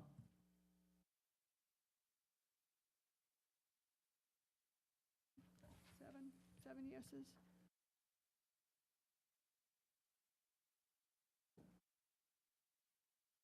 I don't think it passed. No. 7-4. No, okay. No. Thank Mr. you very President, much. I'll turn the meeting back over to you. Thank you, past president. Looking down the line, Councilor Hebert, could I ask for some help, please, on number 5, page 5, 219-087, and we're fortunate enough to have the airport manager with us tonight. Thank you, Mr. President. Item number 2019-087, supplemental appropriation and transfer order in the amount of $765,000 for the fiscal year 2019 airport operating budget. Mr. President, this is open for public hearing. Roll call. Thank you very much. On the public hearing, I guess I'd take the rationale for a moment, then we'll try the public hearing, please. Thank you for having me here tonight. I'll try to make this Thank you for enduring us. Thank you. The order in front of you, the appropriation and transfer order in the amount of $765,000 for fiscal year 19 operating budget, is to increase the operating budget to cover two items, $750,000 for aviation fuel purchases and $15,000 for legal fees. I'll start with the rationale for the fuel purchases. The request is to fund jet fuel purchases through the end of the fiscal year. There are two major factors associated with the need to increase this budget line item. The first is market increases in the jet fuel price per gallon and increases in projected fuel sales being sold. In fiscal year 19, when we calculated what we assumed the jet fuel price per gallon would be, we calculated at $2.45 per gallon. Right now, the average is about $2.80 per gallon. So as you know, we're estimating what our budget will be well in advance of what that fiscal year will be. So we made an estimate based on what the average was at that time. We also estimated selling 765,000 gallons over the past several years. That has been pretty consistent with how we've been doing for our fuel sales. The budget was just over 1.8 million. The average fuel purchase price per gallon really fluctuates quite significantly. You can see for the table on the right-hand side, for various fiscal years, the average price per gallon at a high of $3.64 to a low of $1.94. It changes weekly. It changes based on the cost of oil, refining costs, the distribution of that fuel to different locations around the country and around the region. So because of these fluctuations, it makes it difficult for us to sometimes predict from fiscal year to fiscal year what that cost may be for fuel. We also calculated that we'd be selling 765,000 gallons. However, this is a good problem to have. Over the last first and second quarters of fiscal year 19, the airport has already purchased and sold over 84% of what we projected our fuel needs would be for purchases and for sales. So right now, as of the end of January, 645,000 gallons was purchased. So that's 84% of what we anticipated needing. The table here provides an overview on the left-hand side of gallons purchased, and the right-hand side is gallons sold. It looks at fiscal year 18 and fiscal year 19. What I want to point out is basically on the right-hand side, to date, basically from July through January of the fiscal year, we have sold over 14.5% of where we were at in fiscal year 18. So we're improving, we're increasing our sales, which is great. It just wasn't anticipated to do it this quickly. The airport tracks year over year and month over month what our average fuel loads would be. We stay pretty consistent February through June. We typically purchase anywhere from 25 to 27 loads of fuel. This year, we anticipate doing the same, but because we have increased our fuel sales, we think that we're going to need more money. So if we were to take the $2.80 per gallon, which is the average price right now, multiply that by the amount of fuel loads that we would need, that's about $720,000, just over that. If you look at the original appropriation for $1.8 million, to date we have spent $1.7 million. Again, the price of fuel has gone up and we're selling more fuel. With the available budget that we have, just over $84,000, we're definitely going to need more money before the end of the fiscal year to be able to purchase the fuel that we need. The good part about this is that whatever fuel we do not purchase, whatever sales we don't, the money goes back into our reserves. We also replenish our reserves when we sell the fuel. I'll step into the second request, which is for legal fees for $15,000, and then I'll entertain any questions that you may have. The major factors associated with the need to increase our legal fees is because we have a number of different topics that crop up from time to time that are really aviation-related topics that we need to respond to. In fiscal year 17, additional fees were associated with the bankruptcy of Island Airlines. We needed help from our outside counsel to look at recouping our costs and our lease fees that were due to us. In fiscal year 18, we were preparing the request for proposal for the Kmart parcel. And in fiscal year 19, we are still proceeding forward with the lease negotiations for the Kmart parcel, as well as various other leases that are due to expire. Anytime that the airport has an opportunity to go to the town's legal counsel, we'll do that. There are some instances where we just need aviation professionals and aviation experts to help us, and that's when we seek the assistance of outside counsel. The original appropriation for legal fees was just over $45,000. To date, we have spent $27,000. We have about $17,000 remaining in that line item. However, we've looked at our averages of what we have spent on legal fees, and roughly it turns out to be about $5,000 a month. Some months you spend more, some months you don't spend any at all. It just depends on the topic at hand. So we're asking for an additional $15,000 to cover those fees till the end of the fiscal year. What does this do to our airport reserves? Right now, in July 1st of 2018, our reserves were certified at just over $3.5 million. With this request, that would reduce that to $2.7 million. However, you have to take into account the assumed replenishment of those reserves as we sell fuel, and then also our profit on the fuel. So we could potentially bring that back up to the $3.7 million. Legal fees will not be replenished to our reserves. And with that, I would ask if you have any questions regarding the appropriation. Just a point of clarification, and we got to go to the public hearing first, but it's a combination of 750 and 15 that gets us to 765. Correct. Okay, so everybody see the money, how we get to 765. This is a public hearing, that was our rationale. Does anybody from the public want to speak to this issue? Hearing none, I'd take a motion to close the public hearing, please. Any second? All those in favor of closing the public hearing signify by saying aye. Aye. Any nays? Any abstentions? Please record that as unanimous. Thank you very much. Councilors, what's your pleasure? Mr. President? Yes. I'd like to make a motion that we go past 11 o'clock. Thank you very much. We have a motion on the floor. Do I have a second? Second. I have a first and a second to go past 11 o'clock. Councilors, what's your pleasure? All those in favor of going past 11 o'clock signify by saying aye. Aye. Any abstentions? Any nays? Nay. 2 nays. Thank you. Please record it as 2 nays and record the nays, if I may say so. Councilor Tinsley, thank you for your consistency. Okay, we're back on to I would take a motion if there's no questions of our airport manager. We're fortunate to have her here. Yes, Councilor Hebert. Thank you, Mr. President. Thank you. When you purchase the fuel, how much do you put a surcharge on what you charge the airline for the fuel? So we put $2.10 for the fees, basically for us, for the purposes of us doing business. If we have a discount fuel program with a particular entity, right now, we currently have 4 discount fuel programs with 4 different entities.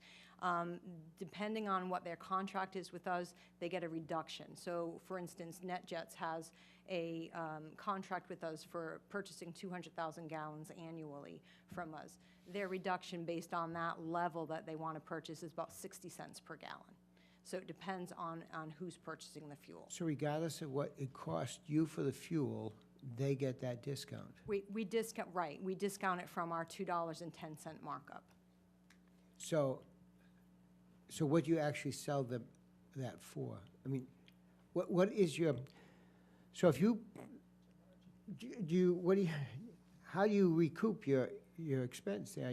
Are you making money in selling fuel or losing money? We are. So we make about 38% profit annually, is roughly between 38 and 40% is what our profit is annually. So what we do is we take the weekly rate that is identified for fuel.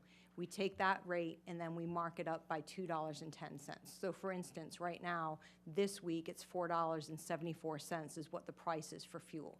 If we have companies that are under the fuel discount program, they get a portion of that, like NetJets, 60 cents off of that top. So this appropriation helps you to make more money, to increase your revenue? Correct. Got it. Thank you. Yes. Do I get 2 hands down there? Yes, Councilor Neary. Just a question. When I'm looking at the gallons purchased versus gallons sold, you have the ability to store the fuel somewhere, I assume, at the airport. And I'm just curious, what is the dollar value of the stored fuel? In other words, you've already purchased it. I get the markup and the retailing of it, but there must be a dollar value. Do you have an approximate idea what that dollar value is? I mean, we could take what fuel we have in the tanks and we can provide an average dollar amount per gallon to that. We could do that, but because it fluctuates so much, we kind of look at it on an average over a fiscal year. So right now, the average over this fiscal year appears to be tracking towards $2.80. I get that part of it. I'm talking about, you've already purchased the fuel, so it's sitting somewhere at the airport. Right. It's not 5 gallons of fuel, it's 5,000? How much fuel? Right now, on hand, we have just over 55,000 gallons. 55. So now Now you can extrapolate that, take the 280 times the 55,000, so you have money sitting there, Correct, which has already been purchased. Got it, okay. correct. Council Snap? I have one more kind of municipal finance question. So you've sold almost, you've had an appropriation of almost 9. You obviously made a profit on that appropriation, so you have already built up reserves, right? Right. But I'm assuming because you still have to ask our permission for an additional appropriation, because you can't just use the money you made as a profit to go toward buying more Correct. fuel? So Okay. we've balanced that already to say we were going to sell approximately 765,000 gallons. We're selling more. So you're correct. We basically have to identify in our budget what we're going to take in for revenue and what we're going to expect for the purchase of the sale. So should there have Of the been fuel. a increase in that enterprise reserves as a result of the profit, or were there other expenses that kind of negate? We show basically what we assumed for the revenue coming in for the jet fuel sales. It was based on- already taken into Already consideration. taken into Okay, thank you. consideration, exactly. Any councilors on my right? Yes, Council Tinsley down the end, please. I'm going to call that, but I'm going to vote against it. I had a couple of questions I need to clarify. Thank you. All those in favor of moving the question signify by saying aye. Aye. Any opposed? Here we go. Nays? Nays. The ayes have it. I'm calling 219-087 for a vote, please. We do need a roll call vote, so I'll turn it over to our Assistant Clerk Treasurer. Janet? Biedenbender, Yes. Crocker, Yes. Cullum, Yes. Dagwan, Yes. Flores, Yes, can I make a comment too? No, okay, yes. It's a good problem. Rep Cressetti, Yes. Hebert, Yes. Levesque, Yes. Neary, Yes. Schnapp, Yes. Steinhilber, Yes. Tinsley, Yes. Wallace. Yep. Thank you. Thank you, it passes. Thank you, Katie, for coming in tonight. And having the mic does have its privileges. As a percentage of your income, how much is earned by fuel sales? 65% is fuel sales It's a very big revenue. item for them, so obviously they're dealing with big numbers. Thank you very Thank much. you. Have a good night. You too. I'm looking down the line, I'm looking for Mr. Neary, please. I have 2019, it's on page 10, dash 88, and I'm looking to move this and continue it to a date of May 16th. This is new business to be postponed until May 16th, is that it? Moved to May 16th. It's item number 2019-088, and authorizing the town manager to execute a regulatory agreement between the town of Barnstable and 720 Main Residences LLC for the property located at 720 Main Street, Hyannis, as written. I have a first and a second. All those in favor of moving 2019-088 to May 16th at the applicant's request, please signify by saying aye. Aye. Any opposition?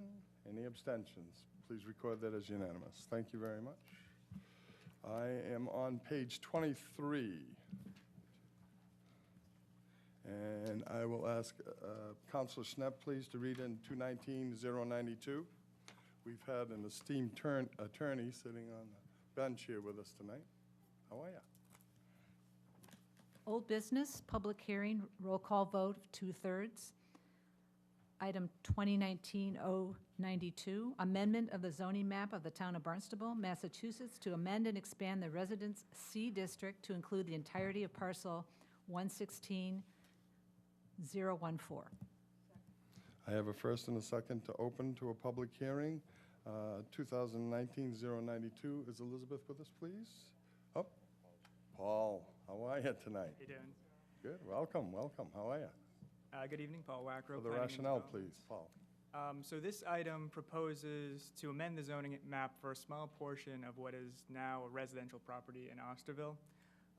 This 2,900 square foot portion of 306 West Bay Road was once part of the Crosby Yacht Yard, which you can see immediately to the west. To give you some background, the Yacht Yard was first zoned as marine business in the 1950s. However, and that included this portion that we're talking about that's highlighted in red there. However, this portion was almost immediately in the 50s sold to an adjacent property, so it was never really used for marine purposes since it's been in the marine business district. The property at 306 West Bay Road has included the portion in red since for the last 2 decades, and the current owners of 306 West Bay Road are seeking a map amendment to include the portion of the property, to include it with the surrounding Residence C district. Planning Board unanimously recommended this item on Monday night, and we're joined by Attorney Albert Schultz, who represents the owners of 306 West Bay, to answer any questions you might have. Thank you very much. I'm opening this for a public hearing. Anybody want to speak to this besides the esteemed Attorney Albert Schultz? Attorney Schultz. Thank you, Mr. President. Mr. Wackrow said everything that I was going to say. And it's 11 o'clock. And it's 11 o'clock. I'd be happy to You answer are any questions. a smart attorney. When you win, I and you couldn't win add anything. He did a great job. Hearing no further public, I would ask that we close the public portion of this hearing. All those in favor signify, everyone in favor of closing the public hearing? Did I get a first and a second on that? Aye, aye. All those in favor of closing the public hearing, please signify by saying aye. Any abstentions, any nays? Thank you very much. It's closed. Counselors, would you like any questions of Attorney Schultz? I got a motion to move the question and a second. All those in favor of moving the question signify by saying aye. Aye. Any opposition? Any abstention? It's a roll call vote. Thank you, Janet. Crocker, Crocker's a yes. Cullum, Yes. Dagwan, Yes. Flores, Yes. Rapcorsetti, Yes. Hebert, Yes. Levesque, Yes. Neary, Yes. Schnapp, Yes. Steinhilber, Yes. Tinsley, Yes. Wallace, Yes. Breeden-Bender. Yes. Correct. Congratulations. Thank you very much. Thank you. It's the right thing to do there. Thank you. I'm looking under new business, please. I'm looking for some help. Councilor Rapcorsetti, please. 2019-151, please. This is new business. Refer to a public hearing on March 21st, 2019. Item 2019-151, appropriation and transfer order in the amount of $80,000 for burial equipment for the Department of Public Works Cemetery Program, as written. And for the record, there is a Scribner's error up in the top corner, but next to the wording, it's correct at 219. Thank you, so noted. All those in favor of referring to a public hearing on 321-19, please signify by saying aye. Aye. Any opposition? Any nays? Thank you very much. Please record that as unanimous. We have one to read into the record that may be acted upon. On page 27, I would ask Councilor Wallace to give me a hand. Page 27, item 152. This is new business. It may be acted upon. Item number 2019-152, order supplementing prior loan orders of the town to allow for the application of premium received to project costs. Do I have a second? Thank you very much. A first and a second. We have the Director of Finance. Thank you, Mark, for hanging with us. We're asking for your authorization here to allow us to apply the premium received on our recent bond sale against the project cost to reduce the amount that we have to pay back. Every loan order that we bring before you now includes that language that any premium we receive will be applied against the project cost to reduce the amount that we have to borrow. However, in the bond that we just sold, we had one loan authorization that did not have that language. And bond counsel has asked us to correct that language. It was done, that loan authorization was originally approved prior to the passage of the Municipal Modernization Act, which allows us to do this. And so that's where we're coming, just to correct that language now. Thank you very much. As a point of clarification, could I also suggest that if we have a project, if it finishes for less than that because we have contingencies, this allows us to put the money first against the principal and expedite payments? Thank you very much. Any counselors need any further clarification? This can be read on, can be acted on. I hear a move the question. All those in favor of moving the question signify by saying aye. Aye. All those opposed? Abstention? We're moving. 2019-152, as written. All those in favor signify by saying aye. Aye. Any opposition? Any abstentions? Thank you very much. I will take Councilor Biedenbender for page 29, 153, please. Thank you, President Crocker. This is new business. Refer to public hearing on March 21st, 2019. This is item number 2019-153, supplemental appropriation and transfer order in the amount of $200,000 for the fiscal year 2019 airport capital budget as written. I got a first and a second on that. All those in favor of referring 2019-153 as written to a public hearing on 3/21/19, please signify by saying aye. Aye. Any opposition? Any abstentions? Please record that as unanimous. And Councilor Cullum, I am on page 32, item 154. Yes, I'd like to read in and refer to a public hearing on March 21st, 2019, item 2019-154, supplemental appropriation and transfer order in the amount of $44,617 for the purpose of funding fiscal year 2019 public safety operational and maintenance improvements at Bismore Park as written. Second. Thank you. I have a first and a second. All those in favor of sending 2019-154 as written to a public hearing on 3/21/19, please signify by saying aye. Aye. Any abstentions? Any nays? Please record that as unanimous. And I want to thank all the counselors for a very tough night, but I think it was well done, and thank you for your efforts. I'll take a motion to adjourn. So moved. Second, please. All those in favor signify by saying aye. Aye. Any opposition? We're gone.